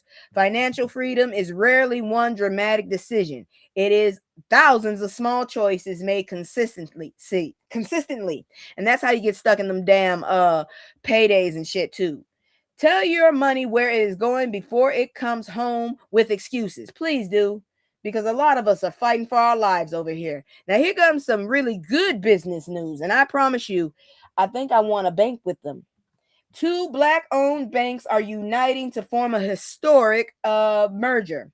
Two historic Black-owned banks are joining forces, and if regulators and shareholders approve the deal, they will create America's largest Black-owned bank by assets. Good for you. Where the hell are my graphics? I got to hand clap to you. Shit, I like that. I want to bank with y'all. Where's my little hands? Where's my little hands? I got to put them up here. There they go. Good on you. Clap them damn hands. Yes. Yes. I like it. I love it. So, let's talk about this, shall we? Let's see. South Carolina's Optus Bank and North Carolina's, ooh, that's cute too. North Carolina's Mechanics and Farmers Bank, or M&F Bank, signed a merger agreement valued above $105 million. Combined, they would hold approximately $1.27 billion in assets and operate 10 branches across the Carolinas. Y'all need to expand. Y'all need to expand. And this is not two fintech companies exchanging logos and issuing a press release full of synergy. M&F was founded in 1907 and became part of the Durham historic Black Wall Street, financing Black families, churches, homeowners, and entrepreneurs when white-controlled institutions denied them access. Optus traces its roots to Victory Savings Bank, founded in 1921. Together, they represent more than 220 years of Black banking history. Both are minority depository institutions and certified community development financial institutions. Their missions include expanding access to credit, cap ownership, small business financing, and other services in underserved communities. Under the proposed deal, yes, it is. Proposed deal, M&F shareholders could receive up to $53.30 per common share in cash.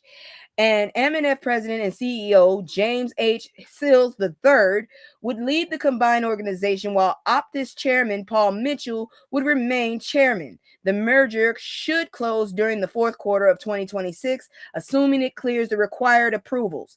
M&F's branches are expected to retain their name for roughly 2 years before transition to Optus brand. Now, bigger does not automatically mean better. A merger creates greater lending capacity, improved technology, and more competitive services, but it also reduces the country's already tiny number of Black-owned banks by one.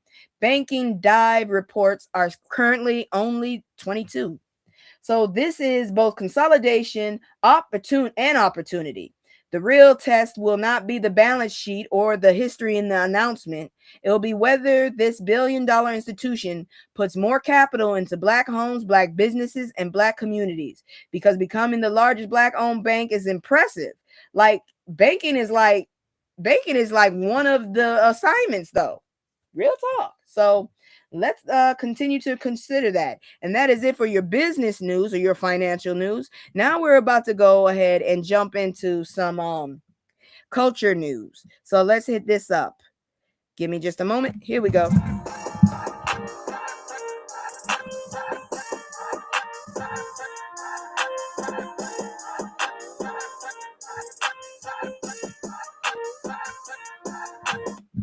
This is a myth that here we go. Why Black Americans feel a strong need to protect each other. That's one of the reasons why I'm up here now.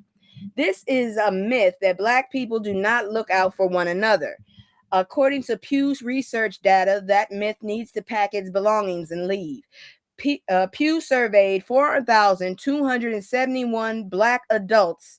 Hey, girl! Black adults, 78% said they feel some responsibility to look out for other Black Americans. 39% feel it's extremely or very often, and 39% often, somewhat often. Only 21% said they rarely or never feel that responsibility. That connection goes beyond helping somebody because your auntie knows their mama. 58% say they generally view other Black people in America as brothers or sisters.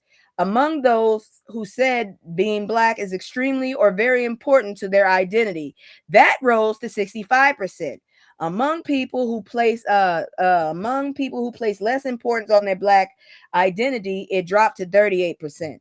The protective instinct crossed age, income, religion, birthplace, and political affiliation. Although its strengths varied, Black women were more likely than Black men to say they often feel responsible for other Black people. 42% compared with 35%. Upper income adults reported that responsibility at 47%. Cool. 47% compared with 39% among lower income adults. Black Democrats measured 42%, while Black Republicans came in at 32%. None of this means every Black person automatically gets along. Hell no. Shit, some of us in the same family don't get along. Please. We can debate politics, music, potato salad ingredients, which I don't like, and who was supposed to bring the ice with Olympic level intensity. But underneath those disagreements is a shared understanding built through history. When institutions excluded Black people, community became insurance, information, housing, childcare, protest, and sometimes basic survival. Hey! Hi! Glad to see you again. I remember you. They are cultural let me see. Let's see here now. Play cousins, church mothers, neighborhood aunties, fraternity brothers, sorority sisters, mutual aid, and the quiet head nod did not appear from nowhere. For real, that head nod. Whenever you see someone, you nod your head at them. Am I wrong or wrong? Am I wrong or right? Have you not seen it? I've seen it. I've done it. Black solidarity is not always loud, perfect, or Instagram ready. Sometimes it's simply recognizing that another Black person may be navigating the same system and deciding they should not have to navigate it alone. That is not tribalism. That is memory turned into responsibility. Real talk. I ain't got no problem helping my fellow Black person or any person. Like I said, I ran through the damn parking lot to help this old white dude because he had no umbrella. He was almost to his car, but I was like, let me help him a little bit. Moving on. When Black families seek help, who keeps them safe? Let's talk about that. When 44-year-old Lloyd Gilmore needed help during a mental health crisis, he went to the Sikeston, Missouri. Where's my sorors? Yeah, the sorors. Woo. According to, let's see here, there was it. Okay, he went to Sikeston, Missouri police station. Less than 30 minutes later, he was restrained, sedated, and taken to a hospital, and then he was dead. According to police report obtained by KFF Health News, Gilmore approached an officer on June 10th, speaking words that the officer could not understand. His daughter, Lanya, I hope I said that right, Gilmore, said her father had mental health issues, was anxious, and believed the police station would be safe. Instead, 7 officers became involved in a confrontation. Police used a taser, placed Gilmore in hobble restraints, binding his hands and feet. The report says Gilmore bit an officer's hand without breaking the skin. A paramedic administered a sedative before workers transported him to the hospital. 2 autopsies were performed, but as of mid-July, neither of the findings nor Gilmore's official cause of death have been released. So we need to start pushing. We need to have some pressure on that then. Toxicology results were pending. His daughter said police told her he overdosed, but she questioned how that could have happened after he left her. This did not occur in a historical vacuum. Sikeston has documented a legacy of racial violence. Cleo Wright was lynched there in 1942. In 2020, Sikeston police pupilled an unarmed Black resident, Denzel Taylor, at least 18 times. The police chief previously acknowledged a poor relationship with Black residents. Residents are asking why the officer involved were not immediately placed on administrative leave and why information has been difficult to obtain. The Missouri State Highway Patrol investigated and planned to submit its findings to county prosecutors. Gilmore's death exposes a cruel contradiction. Black families are told to call police during emergencies, but must also calculate whether calling for help could create another emergency. Communities nationwide have developed a non-police crisis response team for this reason. Mental health distress requires trained care, de-escalation, and medical report. I'm still standing on business. I think every cop couple should have a shrink in there too. Get the hell to the side, make 3 seats in the front, or give him a special seat protected in the back. We need a shrink with these crazy motherfuckers. Anyways, this shit right here doesn't call for automatic criminalization. If she doesn't answer, she's driving. Just letting you know. Lloyd Gilmore went looking for safety. His family is still waiting for answers about why he never came home, and that's sad as hell. Moving on, because this one will probably bring your spirits up a bit better. Sheesh, it's been dark. I told you it was going to get dark. Marsai Martin named When We All Vote co-chair ahead of 2026 midterms. Thank goodness. We need this. We absolutely need this.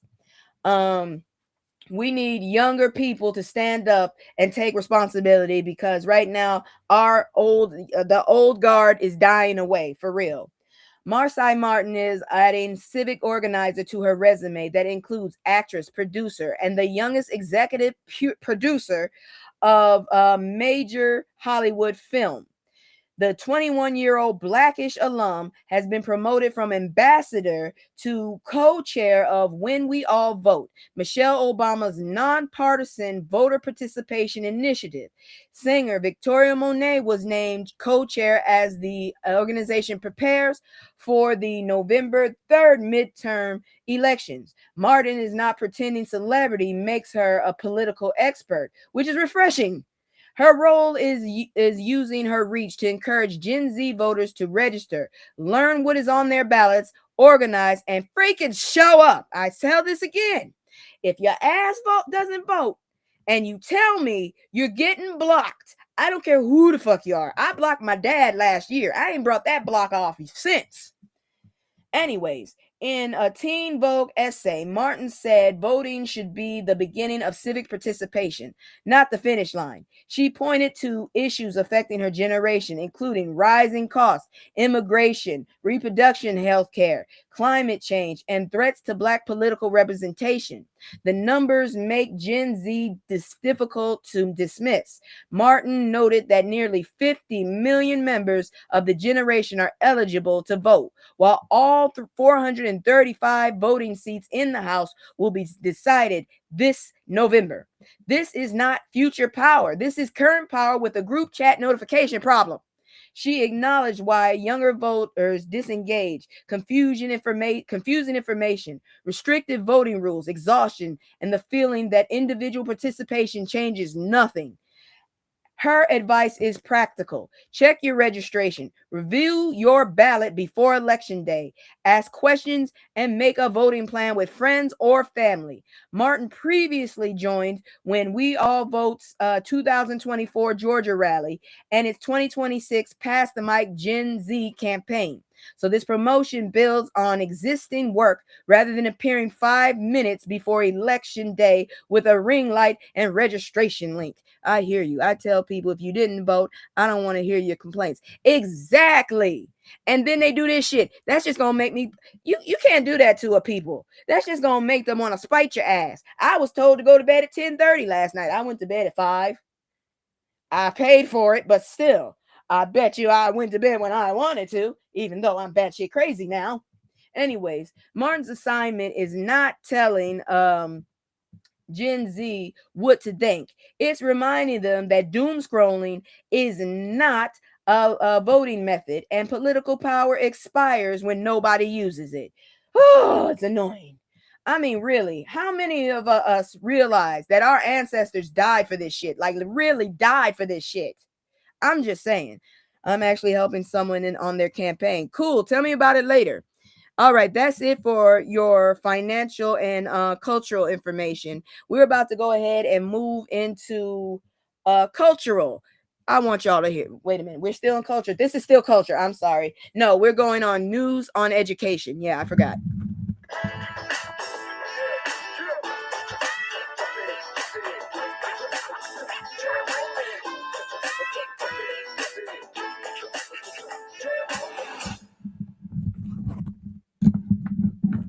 I would also like to hurry up and say this real quick. If you take offense to this at the bottom, chances are you're not supposed to be here. This is for all the trolls and the racists that come in my room and think just because I don't show up or I'm doing techie shit that I'm not like I'm Candace Owen. Oh no, you ain't gonna find Candace here. Ain't no Candace. My damn name ain't no ABC. My name starts with an N in real life. I'm just letting you know. Shit, I show you what it is all the time because I leave it in my damn thumbnail. Just saying. But anyways, let's talk about this. Why access is the real back-to-back school challenge for Black students. Back to school conversation usually focuses on supplies, tuition, and getting students into the classroom. But former White House official Erica Lowe argues that deeper challenge for Black students is access, because talent cannot pursue an opportunity if it never hears about. It never hears about it. Matter of fact, I'm trying to figure out if I can write Tyler Perry. I know several people that he needs to talk to. Lowe, who directed African American media and worked in the White House Office of Public Engagement, says an information gap can shape a student's future before any application is submitted. Scholarships, internships, fellowship, mentorship programs, and study abroad opportunities may technically be open to everyone, but that does not make them equally visible or reachable.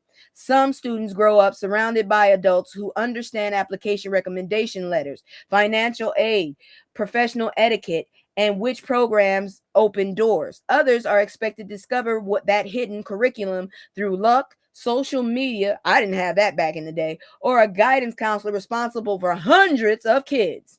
Then institutions look at unequal outcomes and act surprised, like the Opportunity Ferry forgot one zip code. Lowe created the Low Key I hope I'm saying her name right. Initiative for Black college students and graduates around a straightforward idea. Talent is everywhere, but access is not.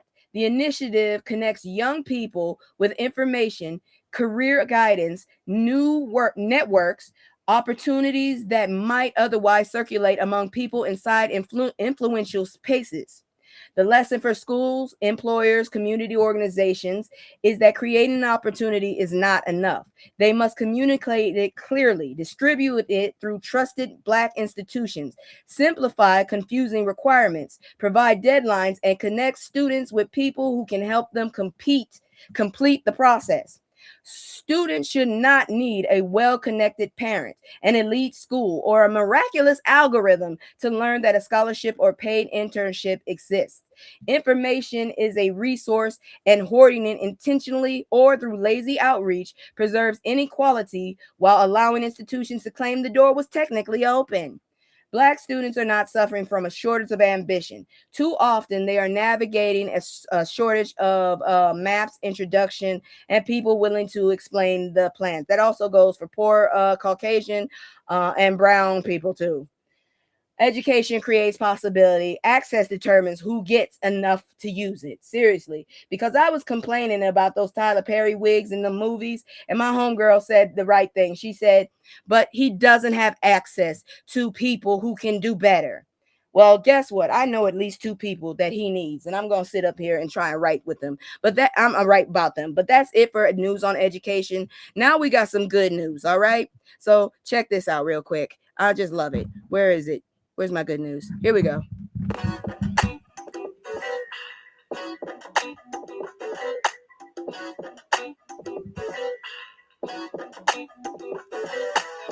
You see that man right there? That man is the richest man on the continent of Africa. So Africa's richest man to give billions in massive handover plan. He chose that. So Africa's richest Nigerian industrialist, Aliko Dangote, I hope I said that right, plans to leave 1/3 of his fortune to charity. And yes, 1/3 of billionaire money is enough to make the calculator nervous. Estimates of Dangote's wealth vary with market valuations. The Root cites approximately 36.5 billion, making the commitment worth more than 12 billion. Other reports place his fortune near 35.1 billion. I don't care. That's a billion more than I got. A whole bunch of billions more than I got, making the pledge about 11.7 billion. Either way, this ranks among the largest philanthropic commitments by an African billionaire. The plan was disclosed by his daughter Halima Dangote, an executive with Dangote Industries. I swear this name right here. And trustee of the Aliko Dangote Foundation. She said her father incorporated the donation into his succession plan and asked his mother and 3 daughters to sign the will supporting it. You're doing fine with pronunciations. Thank you so much, because I feel like I'm butchering this. So this is not a random promise made at a gala while somebody holds an oversized ceremonial check. I want one of those. I just want to touch it. The family says the structure is designed to keep the philanthropic work operating across generations. The money would flow through the Aliko Dangote Foundation, established in 1994. Its work includes health, nutrition, education, economic empowerment, humanitarian assistance, and disaster relief. All the shit we used to do with USAID. The foundation partnered with the Gates Foundation and Nigerian governments on vaccination efforts, another thing we used to do, that contributed to Africa's elimination of the wild polio virus. We don't need that shit going airborne. We really don't. Halima said the foundation received 1.25 billion endowment about a decade ago and later attracted another 700 million. Around 70% of its annual spending reportedly supports programs in Nigeria, with 20% going elsewhere in Africa. This comes as Dangote places his daughters in larger leadership roles throughout an industrial empire spanning cement, fertilizer, food processing, and oil refining. Of course, billion-dollar philanthropy should still be measured by transparency, results, and who controls the priorities. A breathtaking pledge is not the same as money already improving lives. But dedicating roughly 1/3 of an African-built fortune to African health, education, and economic opportunity, that is good news with the potential to become generational news, provided the billions travel from the will to the work. For real, because that's the shit. You get money, and then all of a sudden, these damn sneaky ass snakes come out. Oops, sorry. Wrong hotkey. And then all of a sudden, the money is gone. They done sat up there. Have you seen the Drumpfs and their offspring? I'm just saying. All right, now, before we move on, as I said, I'm not charging nobody. I'm doing this just to help. We as Black people shouldn't always depend on governments to help our people worldwide. That's true, but damn it if we couldn't benefit from a few extra dollars. That's all I'm saying. We're about to go ahead and move into that. But like I said, I don't charge nothing. I'm broke as shit, but I don't charge for this, and I'm not asking to.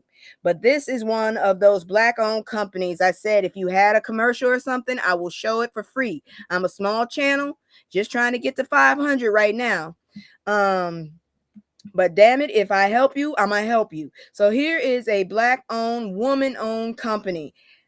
Check it out.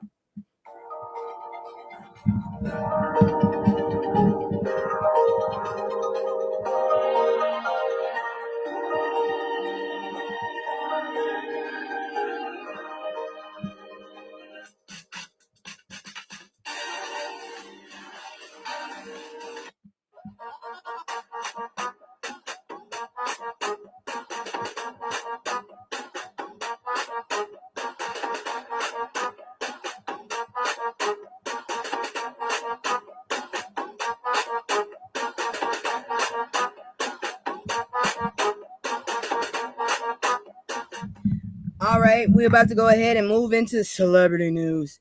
And yeah, it's not that big. I told y'all we're not gonna be here 3 damn hours. I do not like that.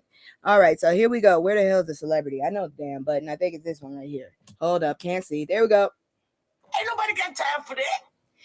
Usher adds on stage disclaimer at latest R&B tour. Stop.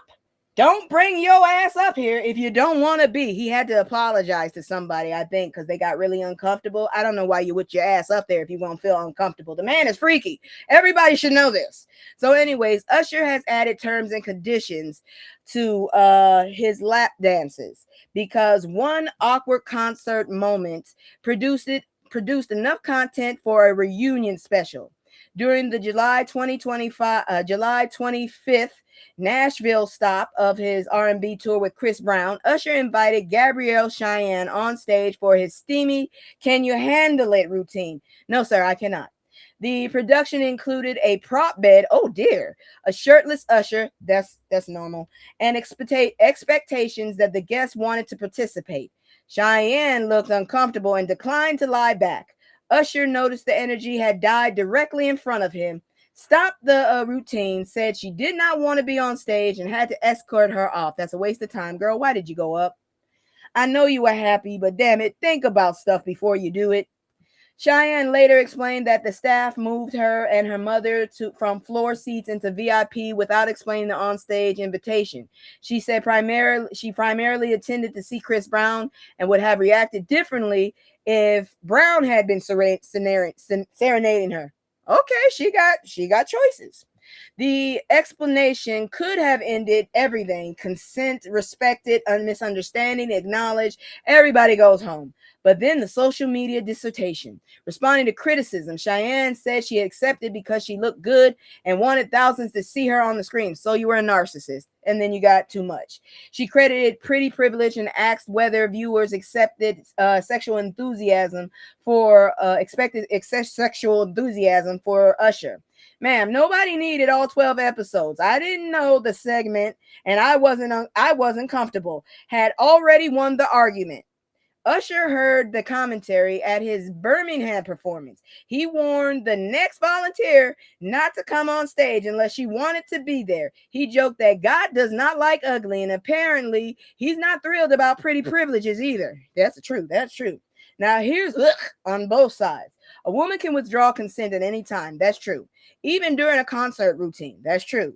But accepting the spotlight mainly to display yourself, then announcing you would have to have cooperated for the other headliner is industrial strength secondhand embarrassment. Usher's new rule should be simple. Explain the segment first. Select an enthusiastic fan because consent matters, but so does not climbing onto Usher's stage just to announce that you ordered Chris Brown. That's just rude and disrespectful. Moving on, because I told you, I'm trying to get the hell out of here.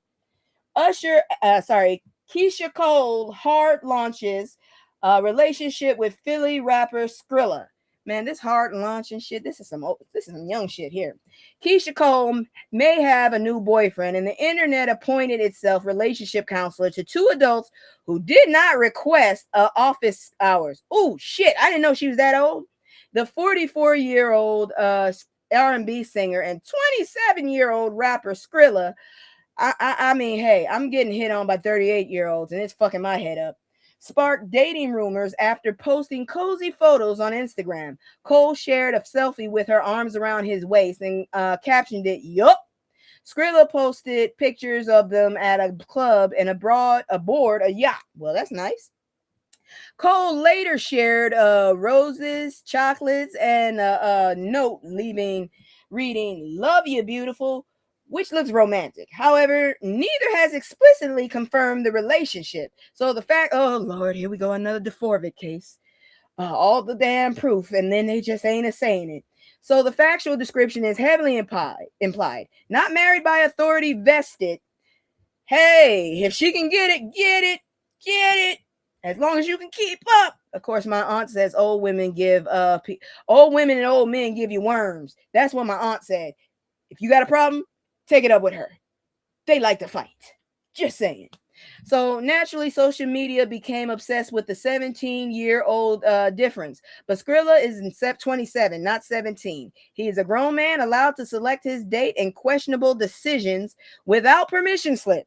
We can dislike the pairing aesthetically, spiritually, or because it makes your left eye twitch, but there's no evidence either adult is being exploited. This would be less of a conversation if Cole did not have a recent pattern of dating younger rappers.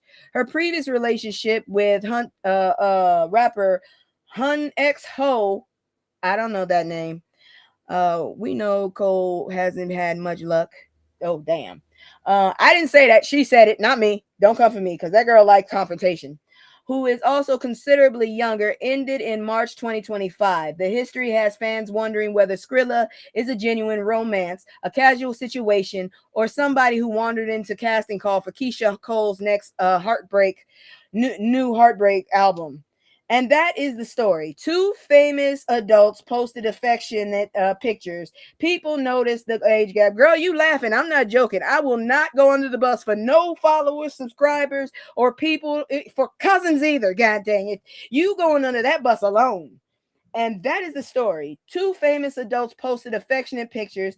People noticed the age gap, and the internet acted like somebody found classified documents on the yacht. Maybe they're dating, maybe they're promoting something, maybe they enjoy each other's company.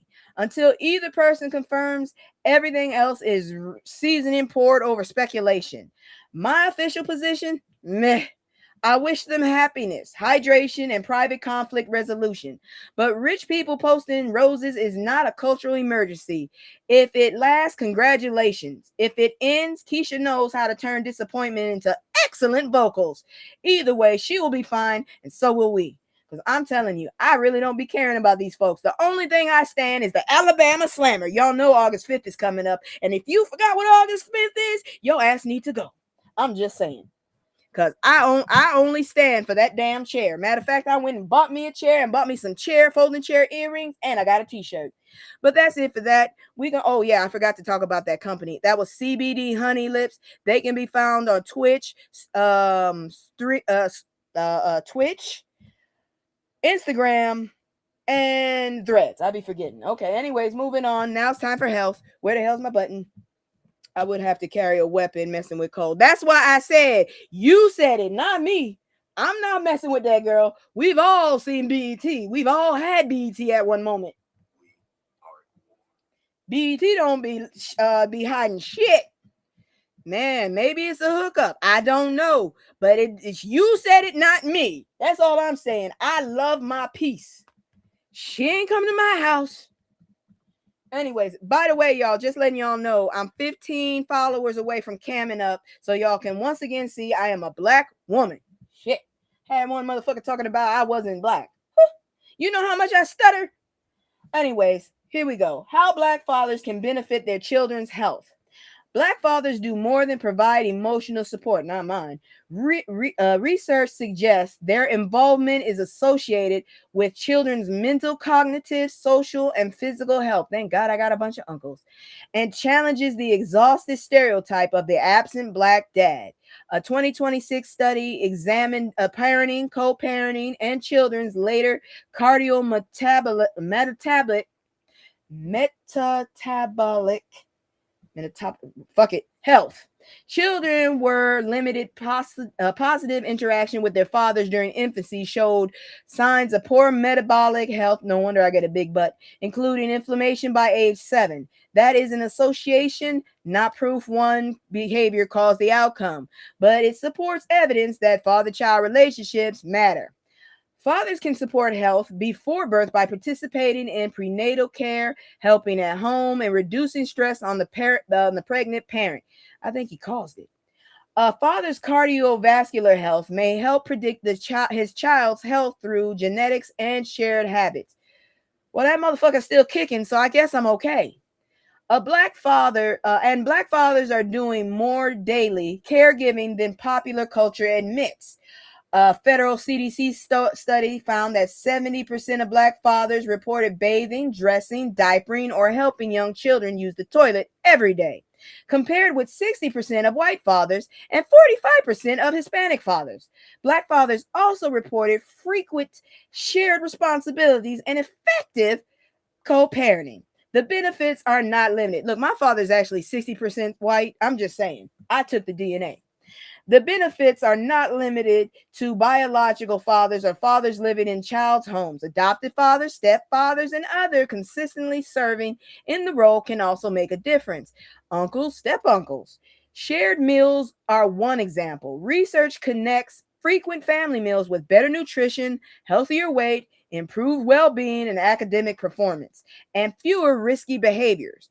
One study found children were served healthier foods, including whole grains, when fathers joined the table.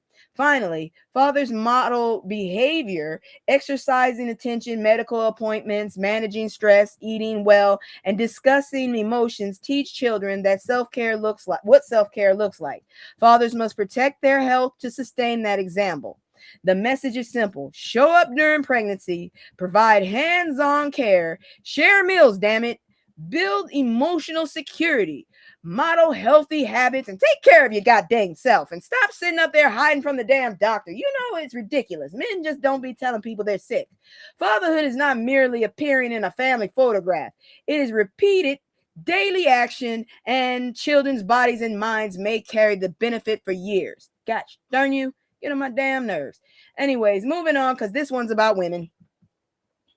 We're almost done. We only got one more story after this. How weathering impacts Black women's health.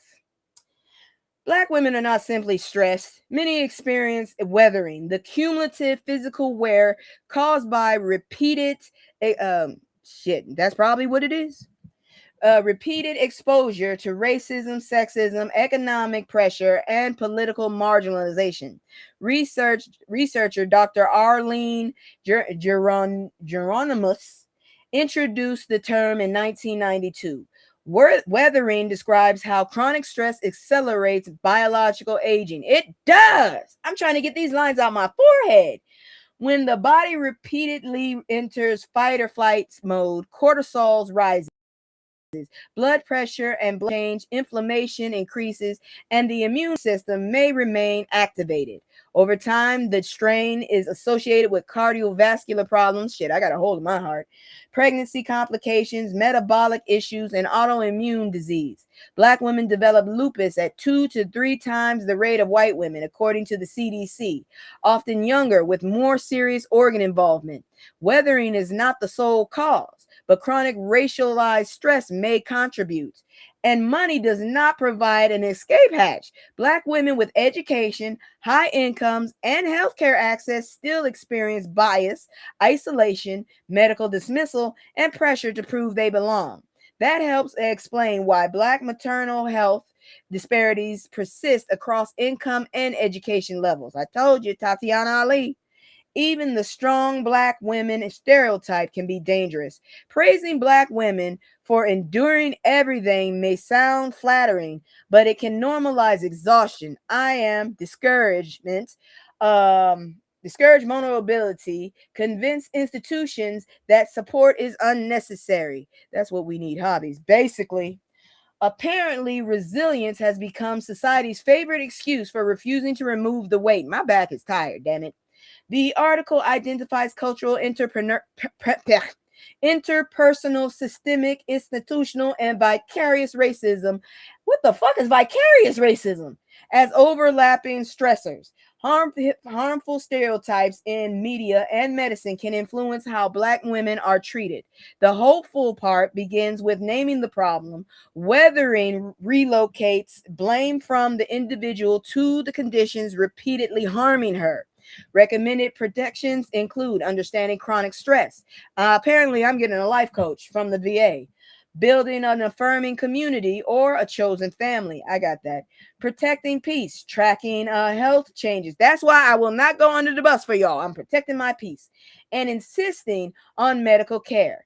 And Tara, you cannot have my bat. You better get your own baseball bat. Self-care cannot eliminate structural racism, but Black women deserve rest, support, and responsive health care before their bodies are forced to document what society keeps pretending not to see. Now, before we continue, I'm going to go ahead and do my commercial one last time. If you like what I'm doing, you don't like what I'm doing, and you got some suggestions that could actually help, hit me up in the comments. If you just want to fuck with me, go ahead. You'll be the next damn unhinged TED Talk I have. So anyways, here go my commercial. We'll be back with animals trying to take over. I have proof. It's just me and the fam. It's just me and the fam. It's just me and the fam. It's just me and the. It's just me and the fam. Yeah, yeah. It's just me and the fam. See my little Tay, that's my girl, that's my mascot. No one's go for hours and some hours till we pass out. Stay inside the house, turned up with the racks out. Stay inside the house, turned. We know the droughts also been pushing bears further out of their homes and into ours. CPW says the lack of water limits the growth of some typical bear foods like chokeberries and acorns. And so bears, like this one, seen in Arvada last month, trying to find food in our backyards. This one, though, was not successful because the homeowner secured their trash. Now we're hearing about another close encounter with a bear. 9 News Northern Colorado reporter Amanda Gilbert joining us here again. So, Amanda, we know you spoke to a woman from Loveland who says a bear wandered right her home. That's right. Lynn Feldman lives not from where I'm standing here in Loveland, and a great view of a pond in her backyard. So she's to wildlife. This was still a shock, though. So she left her back screen door slightly cracked open for her cat. She says not long after that, she looked down the hallway and saw the backside of a bear entering her living room. She ran into another room, locked the door, and called 911. Now, she didn't get any photos of the bear in her home, no surprise there, but some neighbors captured video of what they think is the same animal. And Lynn says she actually was not that scared. I wasn't fearful of my life, but I was uncomfortable. Yes, I was uncomfortable with the bear in my house. And like, I've been around bears. I've seen them in campgrounds. I've got photos of them, you know, but I've always been at least 50 feet away. So in this case, I was 3 feet away. I would be uncomfortable too. So Loveland police responded, but they say the animal left on its own. And officers say a nearby security camera did record the guest leaving the property. And Lynn says the bear actually didn't break anything, just kind of scattered some stuff around and ate the cat food. Colorado Parks and Wildlife says, again, this is just a reminder that bear activity is up. So just be aware and try not to leave stuff in your yard that might attract them. Reporting live in Loveland, Amanda Gilbert, 9 News. Well, I guess you could say it was a polite bear, Amanda. What the hell you mean in my house? It would be the bear's house. God dang it. I'm letting the bear have the house. The bear can have the house. He can have the mortgage. Whatever bills are with that thing, fuck it. We'll trade. I'll go camp in the woods. You can have that shit. Fuck it. You can have it. You must want it bad enough. You done came in my house. I told you these animals are trying to take over. I told you that damn drunk ass raccoon, the damn bank robbing deer. I'm telling you, they're trying to take over. And the orangutan in the White House. Okay. But yeah, what you want me to say? Still, let us not romanticize. This is a furry home invasion. A bear walked in somebody's house, helped itself to dinner, and departed without paying. That is theft. Adorable, terrifying theft, perhaps, but theft with upper body strength to remove a refrigerator door. The real lesson is simple. In bear country, an open door for the cat may also be like a dinner invitation to several 100 pounds of hungry audacity. Secure pet food and close access points, and do not assume the animals outside understand property lines or respects the sacred human concept of not yours. Because the animals are trying to take over. And this one has already discovered home delivery, except somehow we are the delivery drivers. You can't have my house, Yogi. Yogi can have my damn house. I ain't got a house, real talk. But damn it, he can have that bitch if he wanted that damn bad. I'm just going to say it. Look. The cops can get it back, but damn it, look like he lived there now. I'm just saying. He can have the bills with it, too. They better not call my ass. You better address that to the new tenant, not me. But anyways, I had, like I said, I'm still working on the timing and shit. We went over 2 hours, but not too bad. I have some fashion shows, but I don't like this time. So maybe another time. Or maybe I'll put it in with with grown folk shit. So catch me on Friday with my co-host. We are going to be basically, yeah, he was looking for some picnic baskets. How they say picnic, man. But Hanna-Barbera fucked up my dialect for a while. But anyways, Friday we're going to court. My friend Magic, she will be basically against Simba from Lion King. She wants him to get the chair. Defending him will be Political Drain.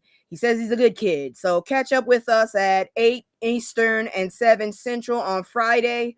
We will be having that. I have the all of it set up already. So see you Friday. Oh girl, I will see you Friday.